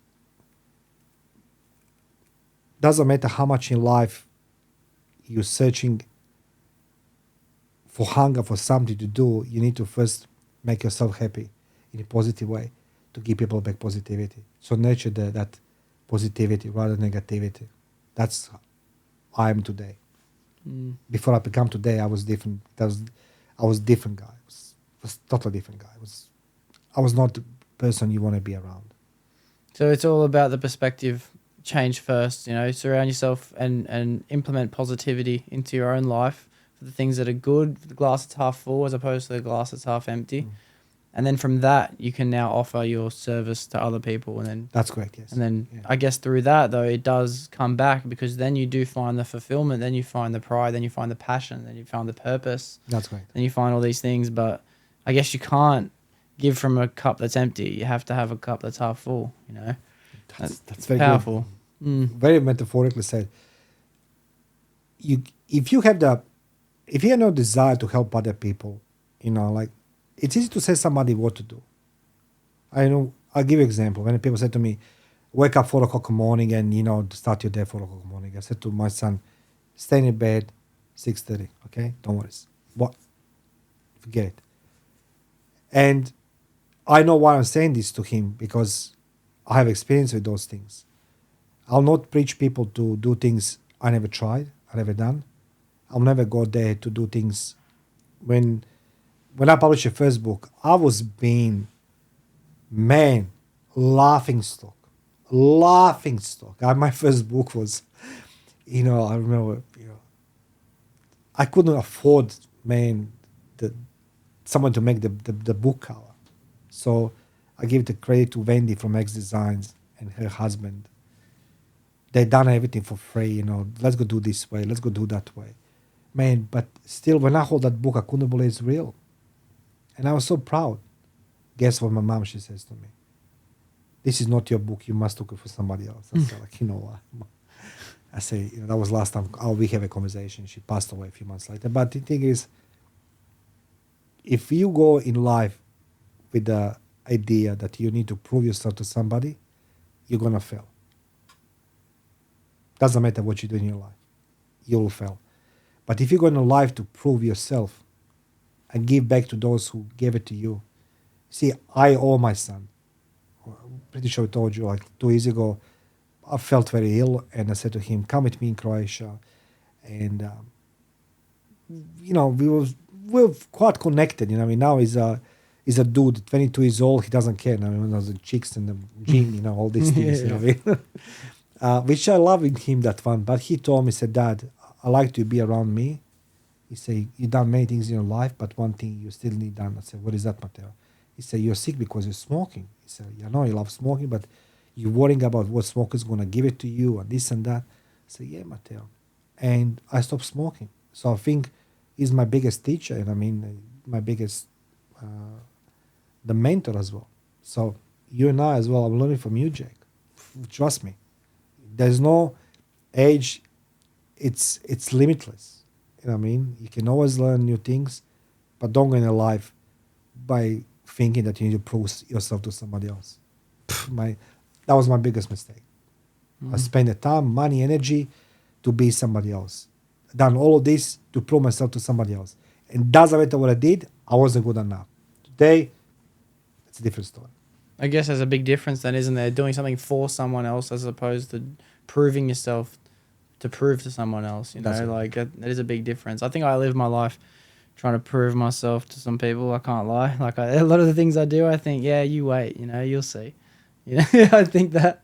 And I guess it's the best mindset I ever really do find myself to have is when I'm doing things because I feel good about the things I'm doing, whether it be a consistency at the gym or a certain type of dietary intake or the lifestyle I'm living. Like whenever I'm feeling good, it's a lot more bigger of a drive than when I'm doing it for like a fuck you, I'll show you. Like it's Look, a big difference. when you said we'll talk about relationships, I said to people like I come to the conclusion one thing: there's attraction, there is seduction, and there's destruction. That destruction part, it's most of people run into it because they always think there's a grass greener somewhere else. So as I say to people, you need to mature. It doesn't matter relationship, the business, the life. You need to start aging as a wine because either you learn quickly or either takes the time. Most of people never learn. They're always chasing that something. And that something is never going to come. So I'm happy where I am right now. Even people say to PI, I'm happy PI. I consider that I succeed in an environment which is not mine, which Australia is not my country. I'm grateful there's plenty of people who hold my hand, literally hold my hand in my late age of my life, as a Professor Clyde Smallman, Professor Troy Whitford, even you today with the podcast. They hold my hand and they show me there is another step in life. And for that, I'm grateful. Yeah, there's always another step in there. Absolutely. Yeah, there is always another step. It's cool. I like it. I like that the perseverance of trying to achieve something is what gets you there, but then knowing that thing that you're going to get to isn't the thing you're after is such a weird thing. You have to have a goal. You have to have something in mind to work towards, and then when you get there, that's not it. I love that. That's so interesting. I'm always trying to decipher that and figure that out and see what that means. And You're doing well. You're doing well. You're doing well, Jim. It's sick. But when you wrote your first book, you said then you first held that, and that was a nice feeling of accomplishment. How long did that process take? Because obviously writing a book is something that I'd love to do one day in the future. I'd love to. In fact, I'm going to. I don't just would love to. You must, because I truly believe the one thing changed in my life was 2010. I went in a library and I was down. I was depressed, right? Depressed. Running business, but there's no clients. Working night shift as a CCTV controller in the Bankstown Sports Club. It's just ridiculous. But I didn't want to give up. So I didn't know how to write a book. But what I did, I went first time in a library, and there's a book I always gonna say about this book. It's called You Can Do It. Aussie writer Paul Hanna. Very simple written book, and he explained the process of the life and why we're doing. He explained something what's called the movie Field of Dreams. I'm not sure if you watch Field of Dreams anyway. And he says, if you build, they will come. I said, I'm gonna build, and I was building a building, and I said, I need to write a book because I have no credibility in society. How am I gonna write a book? I don't know how to write English properly, right, man? I have idea. Take the mobile phone, take the the headset, and does every story. Once upon a time, there was a Mario Bekes. Yeah. So I started doing. I started copying the book, the content, how should content look like, and I started doing the writing the book by doing the audio. When I done the audio, I go on a website called therev.com. They give me transcribe. So I give to Matteo. Matteo says to me, that English shit. And I say, yes, my son, I know. So he will spend days to fix my English. Then the Clive will come and he says to me, you know what?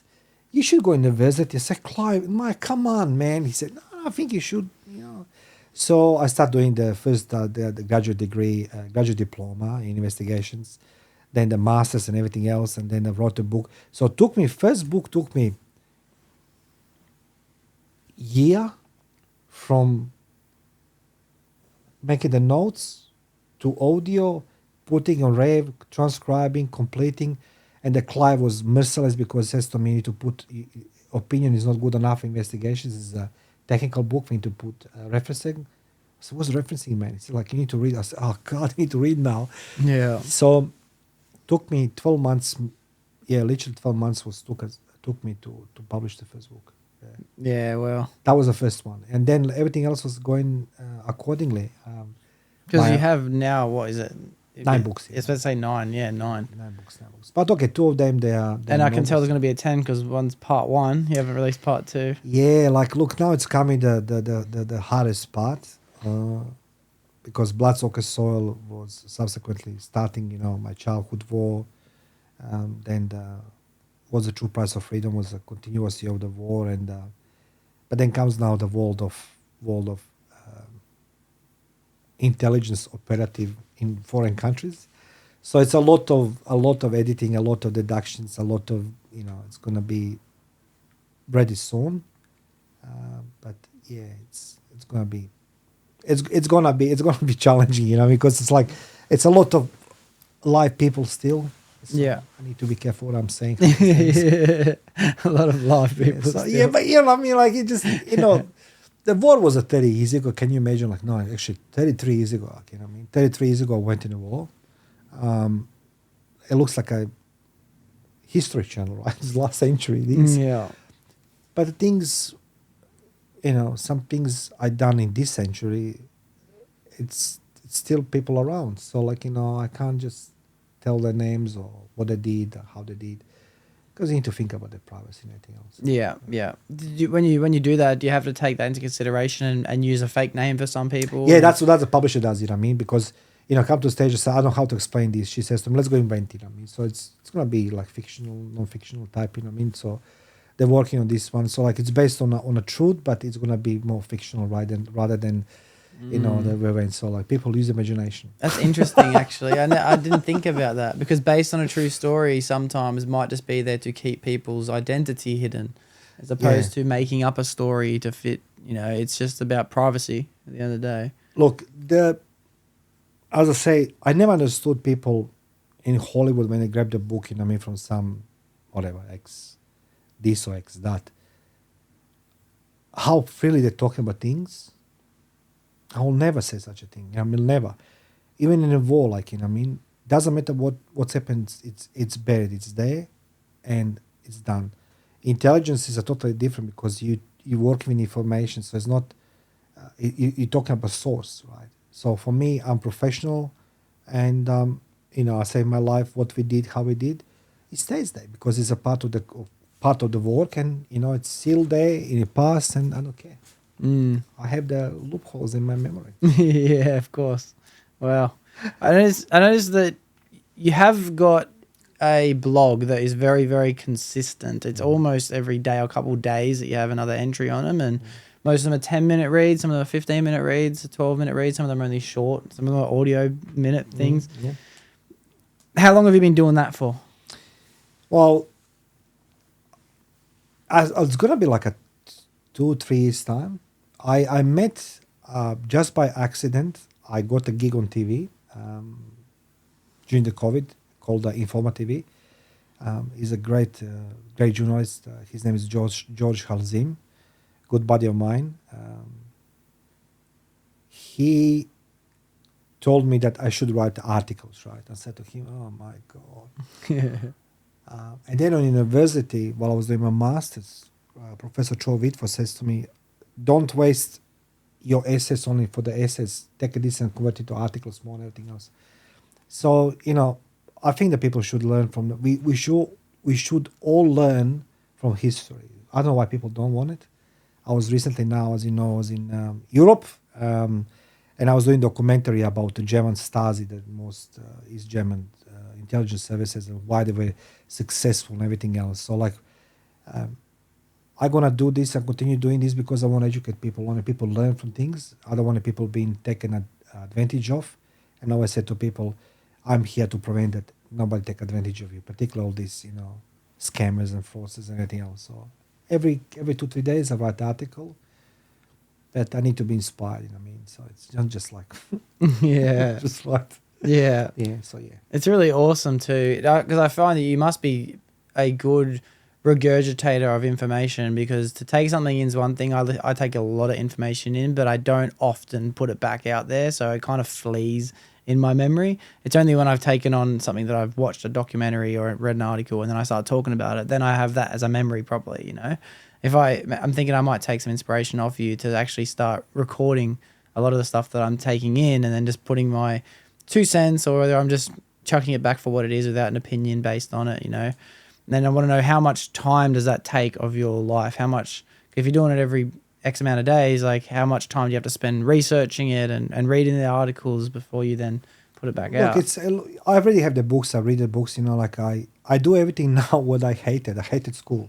I hated read. I hate writing and everything else. When my son sees me today, I have the like a sort of like a notepad, you know what I mean, and the pen.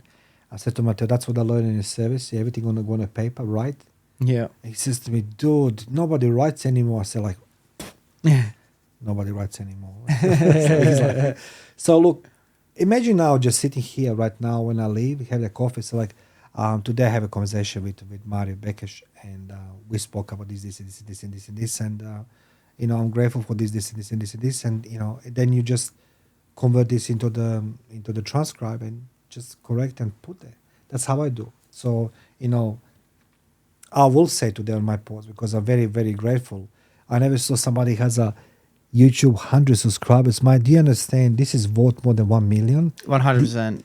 Because this is from your friend, and it's given with love, not as a standard. Like YouTube's gonna give you one day when you get 1 million. You will have the 1 million. But the thing is, it takes me maybe couple hours per week to see some article, something, then I connect it, do research, go on the internet. This is argument, counter argument, this is my opinion. I just connect, you know. I just done recently now, what's it called, the guy? Robert Kiyosaki, you heard for him? Rich Dad, Poor Dad? Oh, yes, of course. I mean, the guy, he owes $1.2 billion, and he's in Yahoo Finance says, it's not my problem. I said to myself, of course it's not your problem, but you're teaching everybody how to be rich, but you owe the 1.2 billion. Come on. So couple articles, you know what I mean? And then I'll create the article, and then I create into the podcast as well. So Yeah. couple hours per week, yeah. That's cool. You have a lot to juggle on your plate too. I've seen an awesome video of your training workout promotional video that you got an awesome montage for on your Instagram.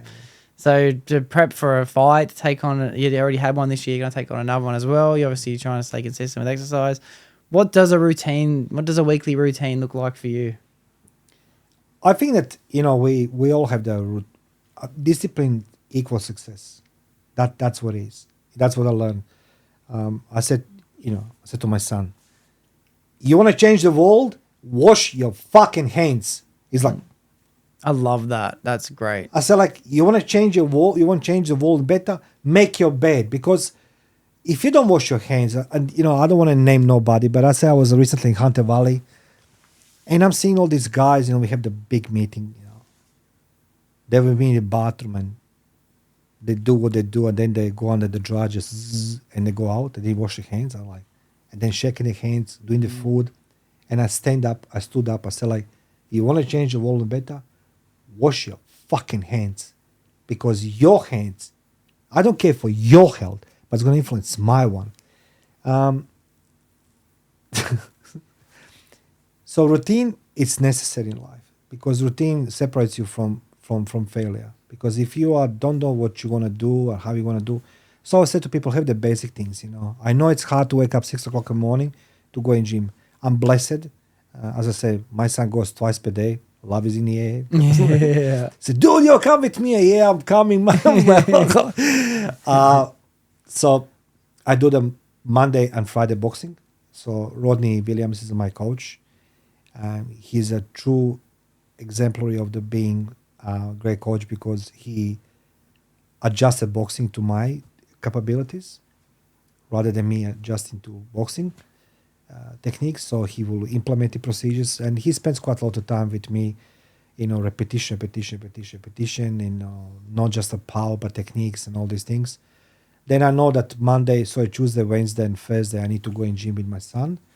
Saturday it's my sort of loose day, but Sunday I know that I'm gonna do my photography, everything else. So like I try to make the simple plans. So like I know that everything between I can readjust, reshuffle. Like this week was a different. I had a quite number of meetings with clients, which I'm glad that people going back in the office so you can have a coffee in restaurants. I mean, not over the Zoom.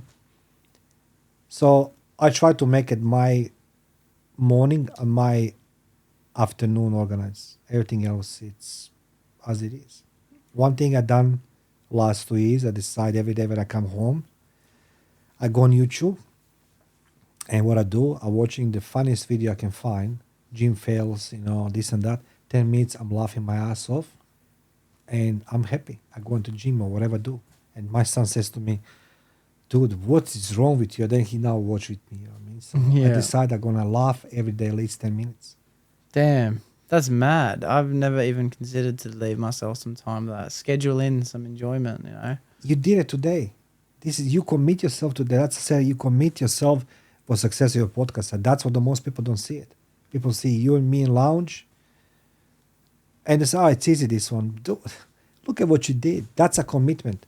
And then you say, like, every Saturday I'm going to do podcast, I do this, do that. You're going to editing. Man, it takes time. That is a success. And then the people say, like, it's easy for Jake. No. Jake, what you have?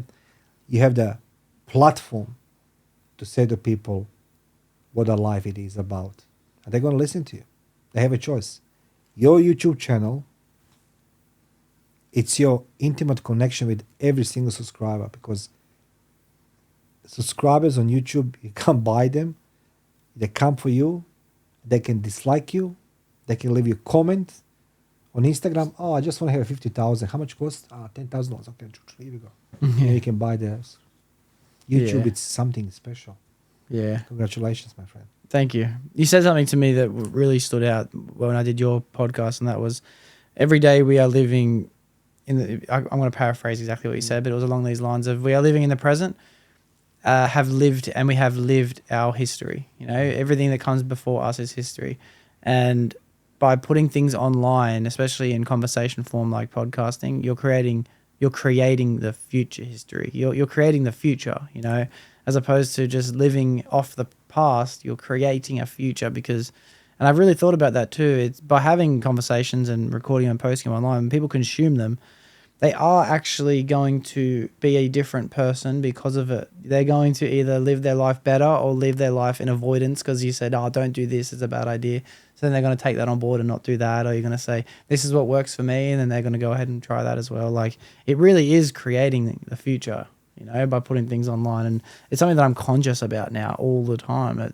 I'm not trying to push anyone to do anything. I just want people to do their best. I want people to try. I want people to be great. But I haven't had that mindset for a very long time. And I think it has really changed my way of thinking and podcasting and talking ever since you did say it to me, It's powerful being able to put stuff online. So I respect you doing it as much, Yeah, like when you go on a podcast, when I was going to YouTube first time, I said like first I was afraid to speak because of English, right? Then you need to learn how to talk differently and everything else, but the fear, how people going to perceive you. But one thing with the podcasting, it is everybody try to sell you how to become the famous. Well, if you take all that energy from searching somebody else's methods how to be famous, you're gonna succeed one way or another, because your podcast will find an audience. I'm getting more now feedbacks from people who are not my subscribers, people who are tune my podcast because like I know Ma's gonna say something different, whatever it is, but I usually using myself for example, so I'm sarcastic towards myself, and you say like you are creating the future from history, because today it's very history for my friend. But I remember when my father was dying, and then I forget I was having a brain surgery. Sorry, the mouth surgery, because I was wounded, but there was a shrapnel in my mouth, so I need to take it out. And last time I saw my father, he says to me, he was like sort of conscious, right? He says to me, I wish I never married your mother. I wish I loved you more. I wish you do this. I wish you that. I said to him, but it's too late now. He says, fuck yes, it is for me, but it's not for you. And my father told me, like, before he died, even we never loved each other, but there was a moments when he was sort of trying to show some love, affection. He says to me, I regret everything I done it because I was afraid. What people going to think about him, what's going to do it, how they're going to do it. But you teaching us, Jake. I said, my time, I want a sunset side. I'm like in a Bali sunset, you know what I mean? It's beautiful. But sun's going to go down. You are my 11 a.m. So you have all this time ahead and after me to make this world a better place. For that, takes balls. Because it's easier to sit at home now and bullshit, you know what I mean?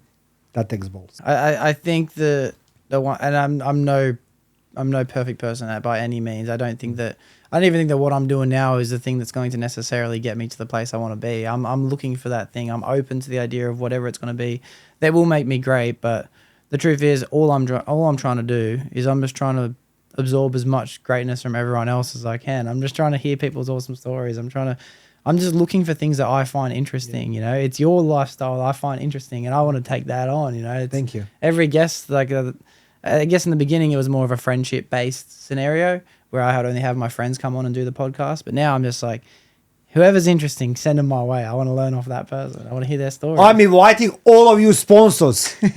I want you to come in this studio. He has a space on the walls. It's like I can see your walls floating with the different brains, honestly. Because it's deserved, like your podcast, you forget about time, you forget about everything. It's so nice here. Thank you. That's what it is, yeah.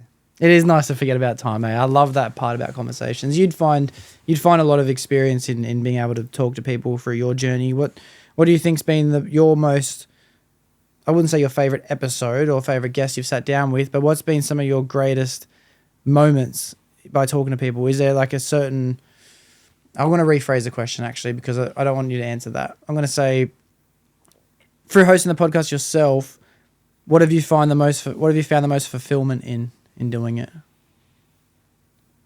That I tap into the soul of every and each my guest. You did when I came on, dude. You tapped into my soul.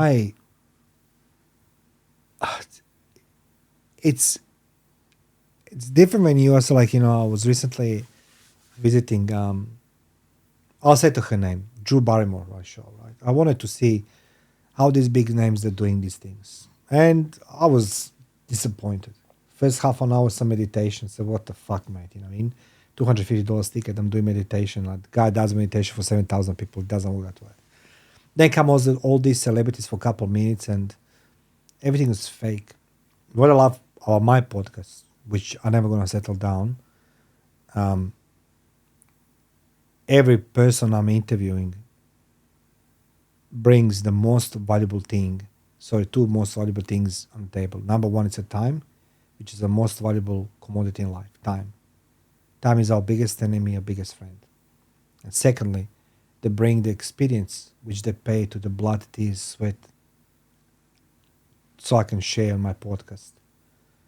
So those two elements for me always going to play the role.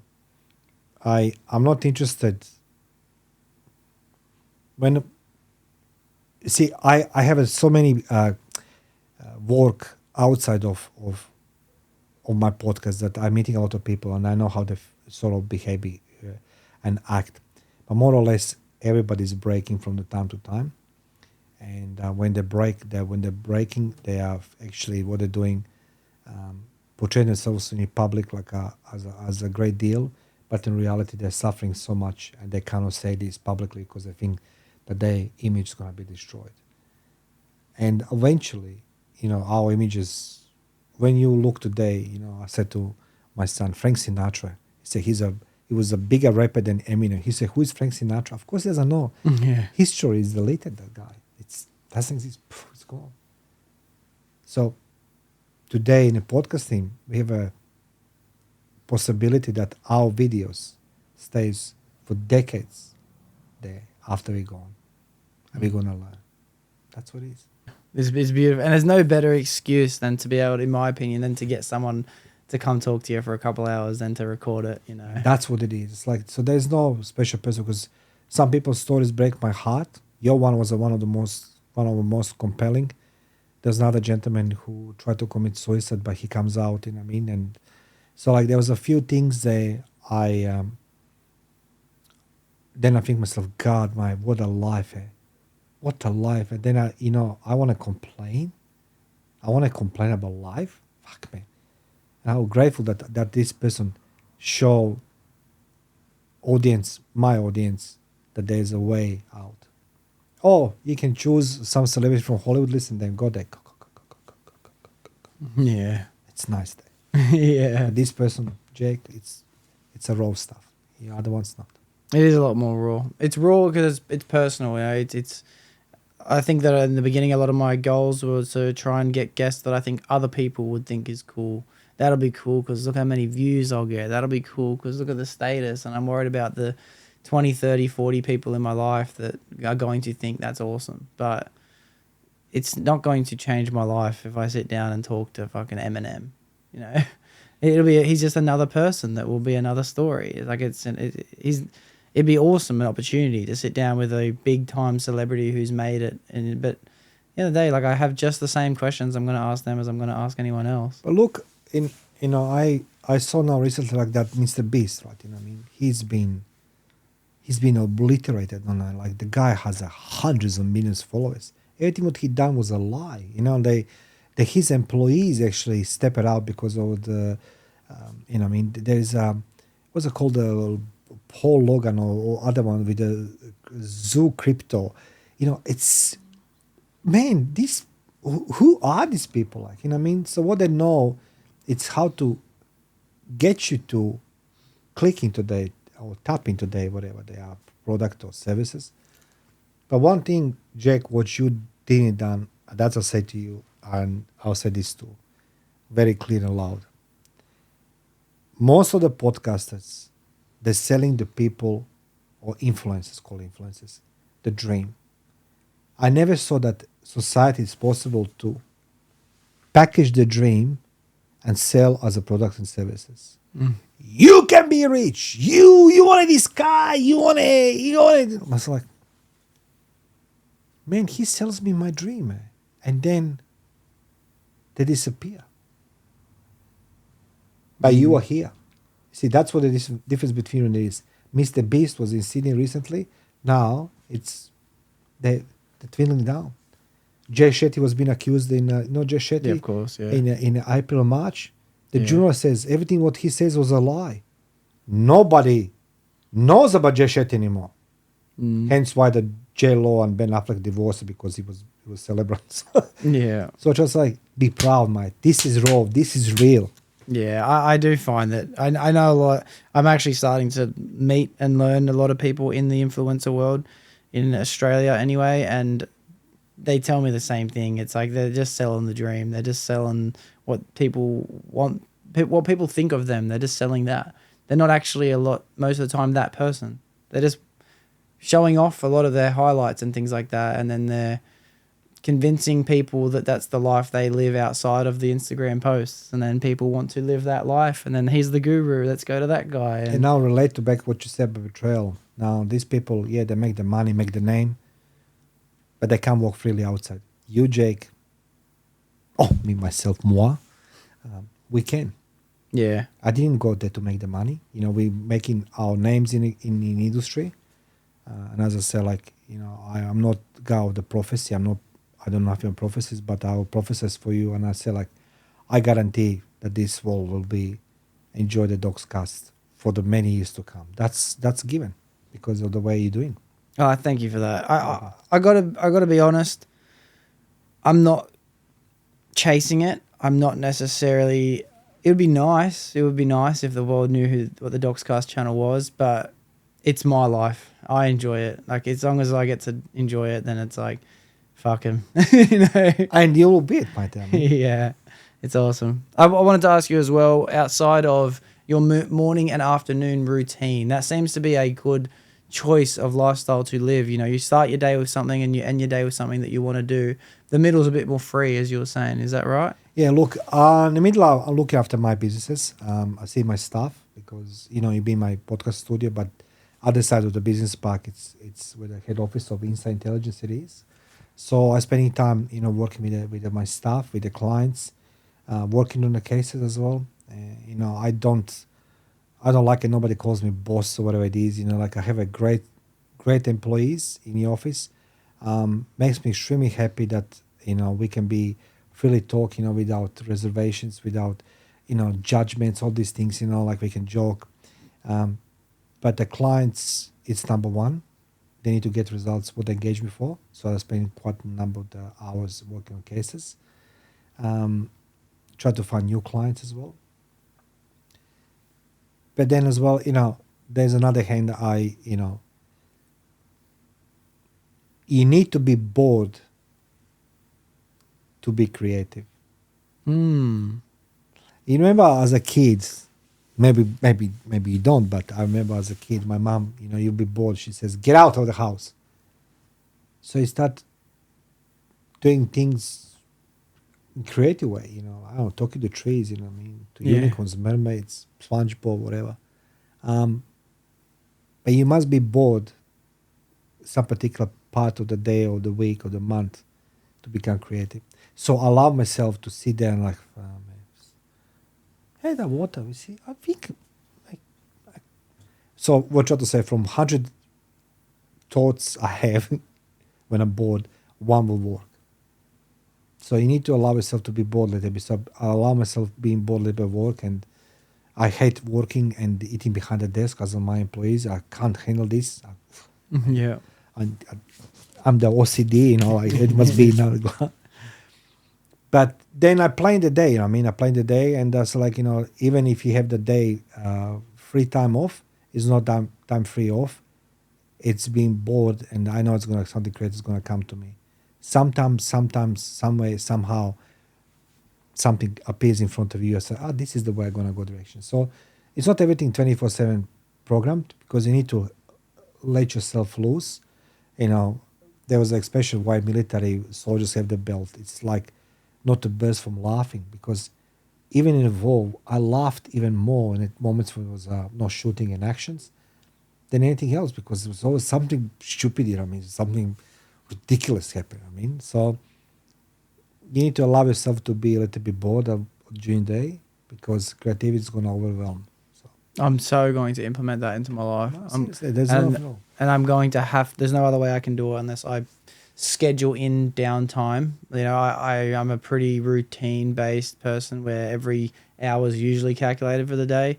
It's detrimental to be able to be present most times. Like, I'm not able to usually sit in a room completely present most of the time. If I'm not, say, doing a podcast, like, this is easy for me to be present because it is the purpose to be present. What did you say, Ward? It's the purpose. Yeah, the purpose to be and present. that's the element of success in life, purpose. You Yeah. must have the purpose in life. If you have no purpose, so it doesn't matter how hard it is or difficult in the morning, you know, people say, oh God, I need to go work. Well, it's my purpose is to wake up in the morning and I need to go to work because nobody will work for me. Yeah. And you see, this is the difference between 9 to 5. People 9 to 5. Yo, you know, you need to do. Dude, you appear or not appear work, or call the sick, you get paid. I can't afford myself to bullshit myself. I need to go to work to make the money. So purpose, it is. You said it clearly. Purpose. That's what the people don't. Most of the people, they don't have purpose. Yeah. I think employment is the number one reason people should have a job is not for money. It's for purpose. It's for something to do that day. I think that I was preaching it to a lot of people before. Most people in my life now at least have a job. I do try and push people to get a career more than to get a job. I think they're two completely different things. But purpose is the reason you get a job. It's not so you can have your bills paid. It's not so you can buy nice things on the weekend. It's so you have something to do through the week, you know. Without that, you have too much time to be bored, you know. Look, it's like, you know, you said something interesting about Instagram. I noticed that this last couple of years, I use Instagram because I love photography. Photography was my escape from the depression, and I started doing photography a lot. Now is a drone more, but when you go on Instagram, just go on the explore page, and you're gonna see there's always fresh new faces, and everybody has a quotes about life. Everybody's successful in life. But one thing what I notice, all these people are changing. But what permanent stays, it's something tangible. Your podcast is tangible. See, we're all gonna change, but podcast gonna stay. That's what I try to say to you. What you're creating is something what cannot be replaced. It stays there forever for good. People can be replaced. Books always gonna stay books in shelf. Podcast always gonna stay the podcast. True. Tangibility, yeah. I don't even know if it's the word tangibility, but I'm Yeah, it gonna is use it. tangible. It's tangible. I mean, it's tangible Yeah. because, we all like, when you go on Instagram, like, I was, now when I was overseas, I was in Dubai last couple of days, and I stayed this hotel, Armani Hotel, and there was all these couples there, right? They're fucking all connected, man. They're like only connected and had a breakfast, and everybody's so important, they're torturing all this stuff. I wanted this, I wanted this, I wanted this. Come on, at home you don't even have the cereal. You know what I mean? Okay, that's fine. But then comes time for the pool, right? Well, pool was something what I realized very quickly. So they come on a pool and then pictures. But there's no intimacy. Dude, grab that oil, wrap yourself around her. Nah. And that's what is life. How I can portray myself to be seen.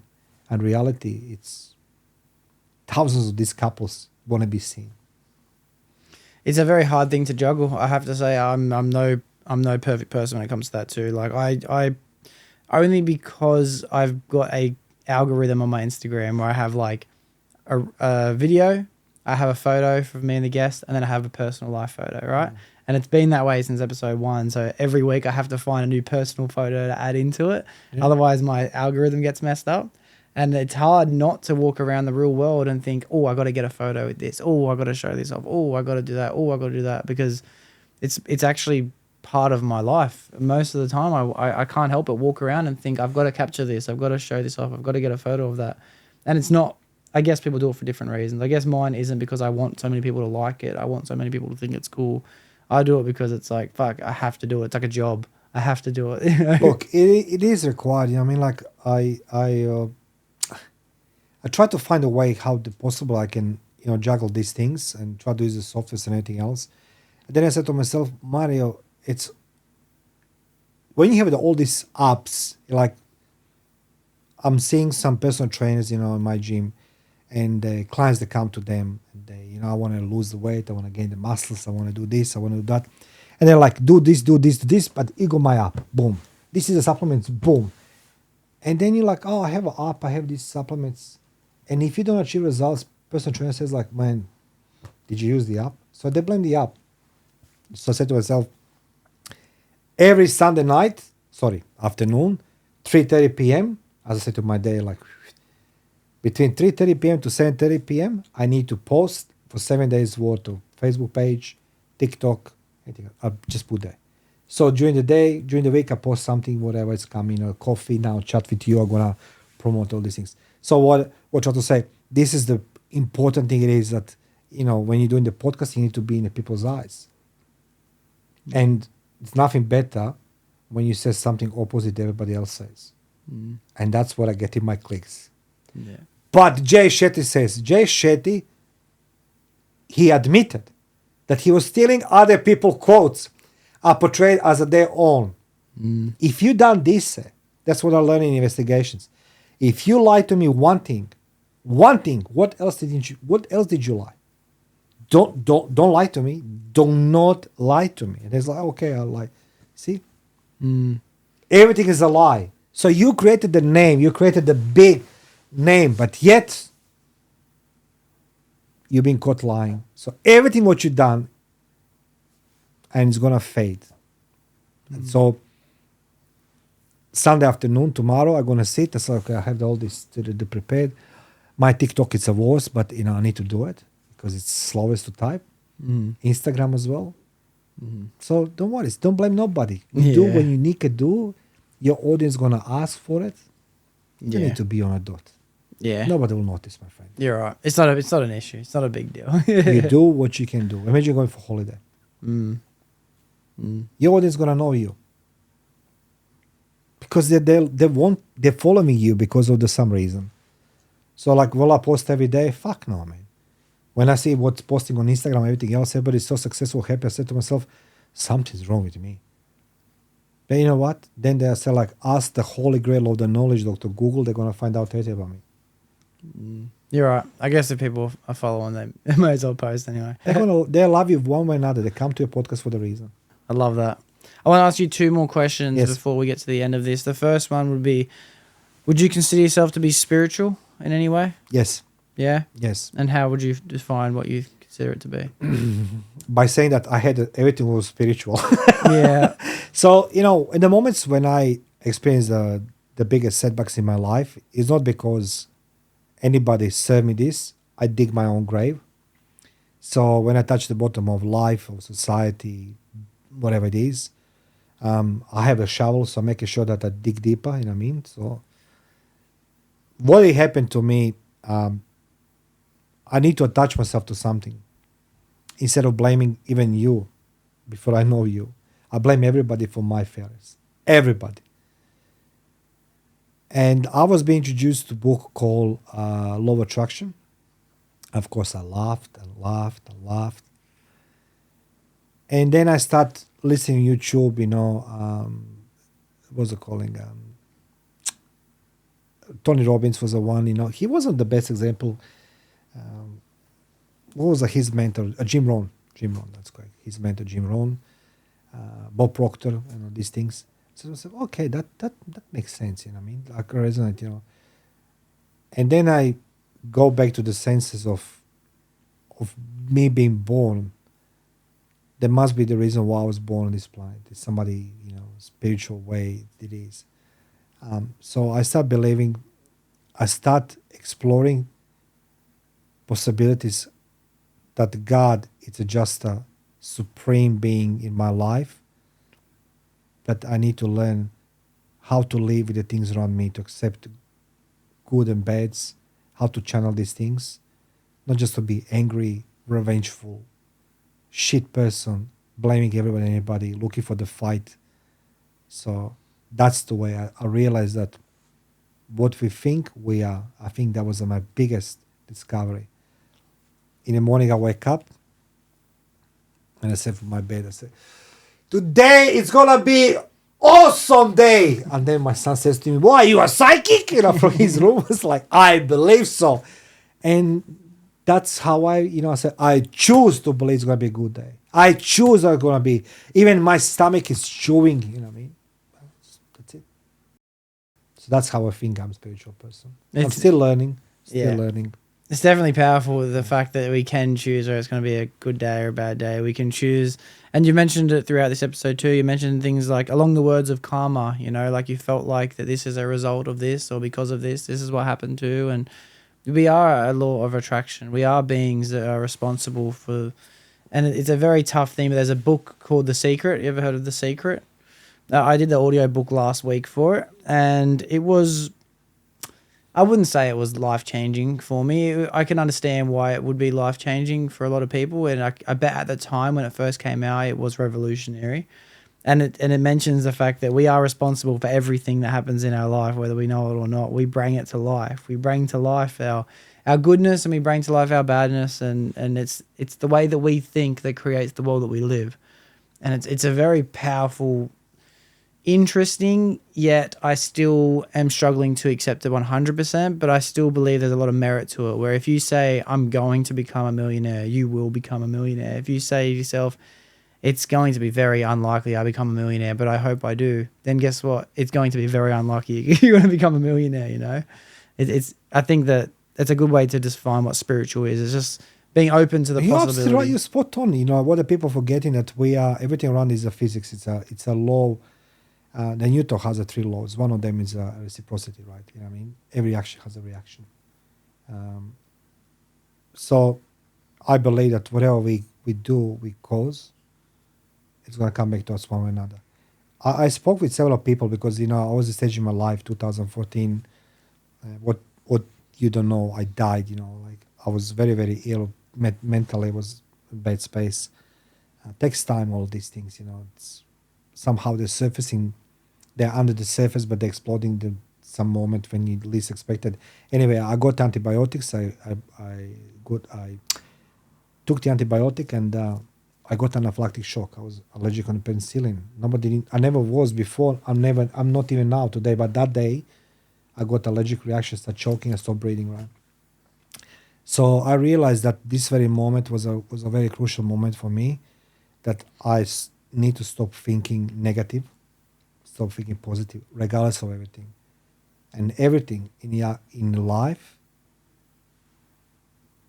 every action has a reaction. So I went to the healer.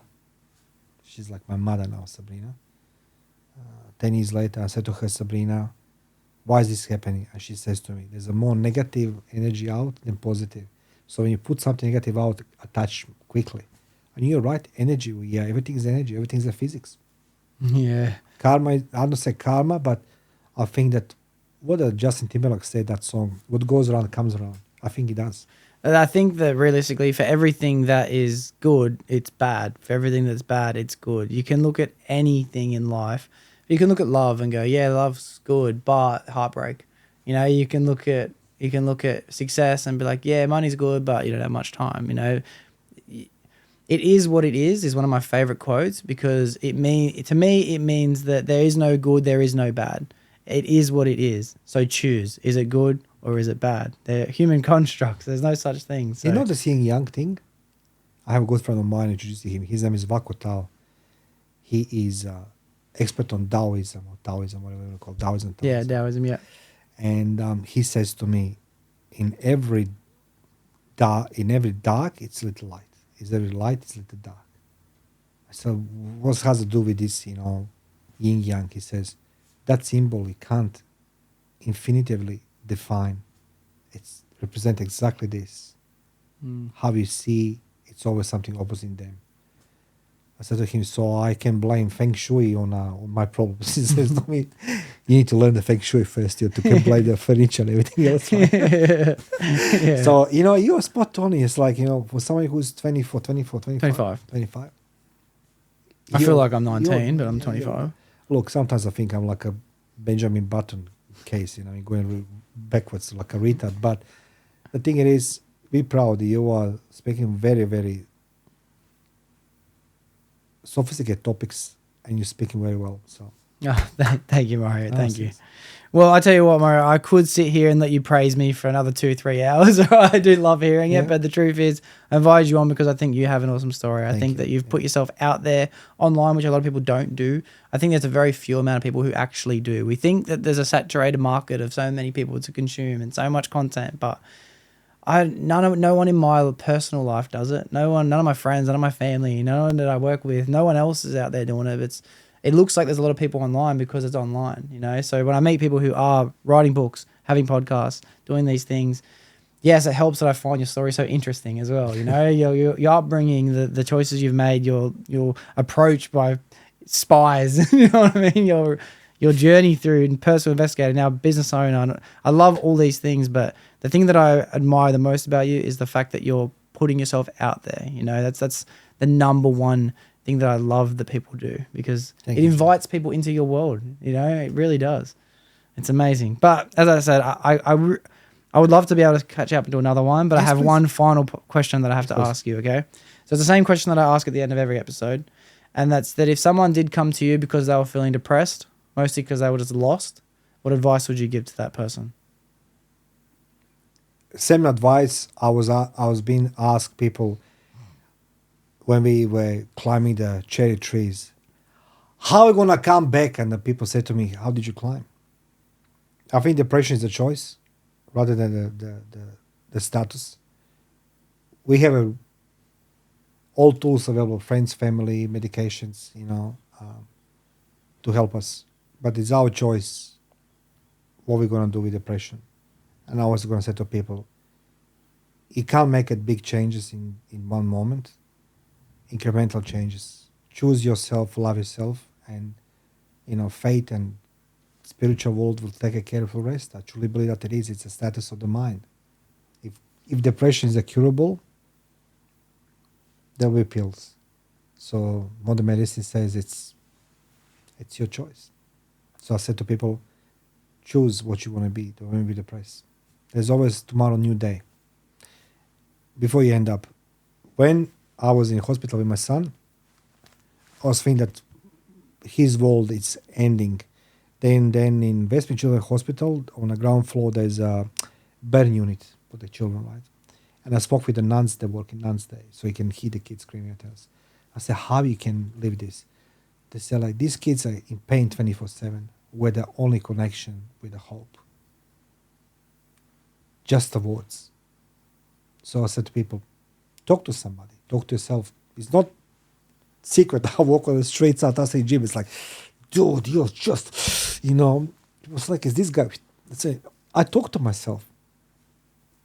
Only person you can lie, it's a person in the mirror. So ask yourself, what is best for you?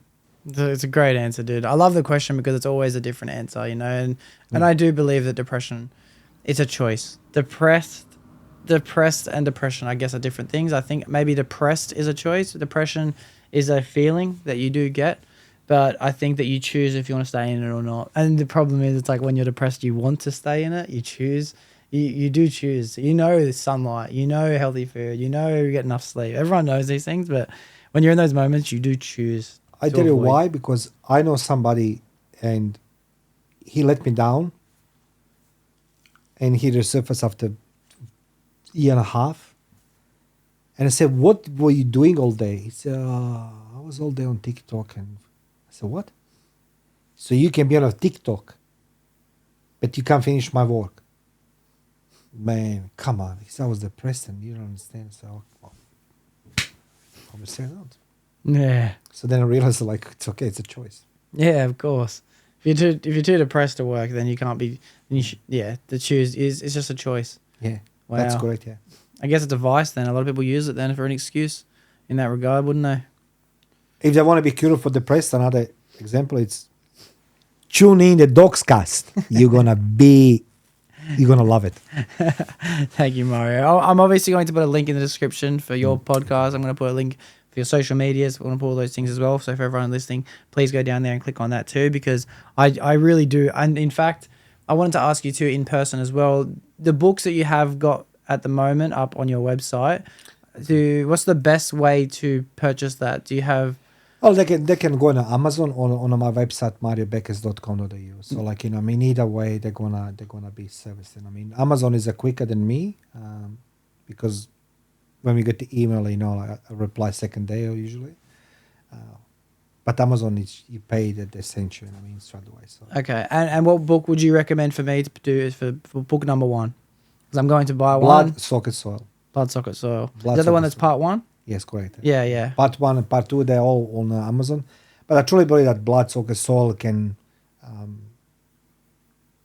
really can inspire people the way, particularly when you talk about pain, emotional pain, physical pain, endurance, that it's possible. And I couldn't look, I say openly to you after 5-6 months in a war, I wanted my life end because I didn't saw nothing. It was from summer, suddenly it's a winter. I'm still fighting war, war we were losing. It's not good for your brain. You're withdrawing every day somewhere. But I survived. So that's a book I will survive everybody. Recommend everybody. Yeah. Okay. Soil. Good. That's gonna be the first one that I get then. Yeah. Awesome. Mario, I'm glad. I'm super grateful, not just for the opportunity to have you on the podcast and to be a guest on yours as well. I'm super grateful to have you in my network. Thank you for having me today on a Saturday in your studio, which is truly remarkable. And thank you for having me as being your guest. Yeah, awesome. Well, as I said, thank you very much. And for everyone listening, thank you for making it to the end of the episode as well. It was an awesome week this week. There'll be another one next week. That's a wrap. Oh my God.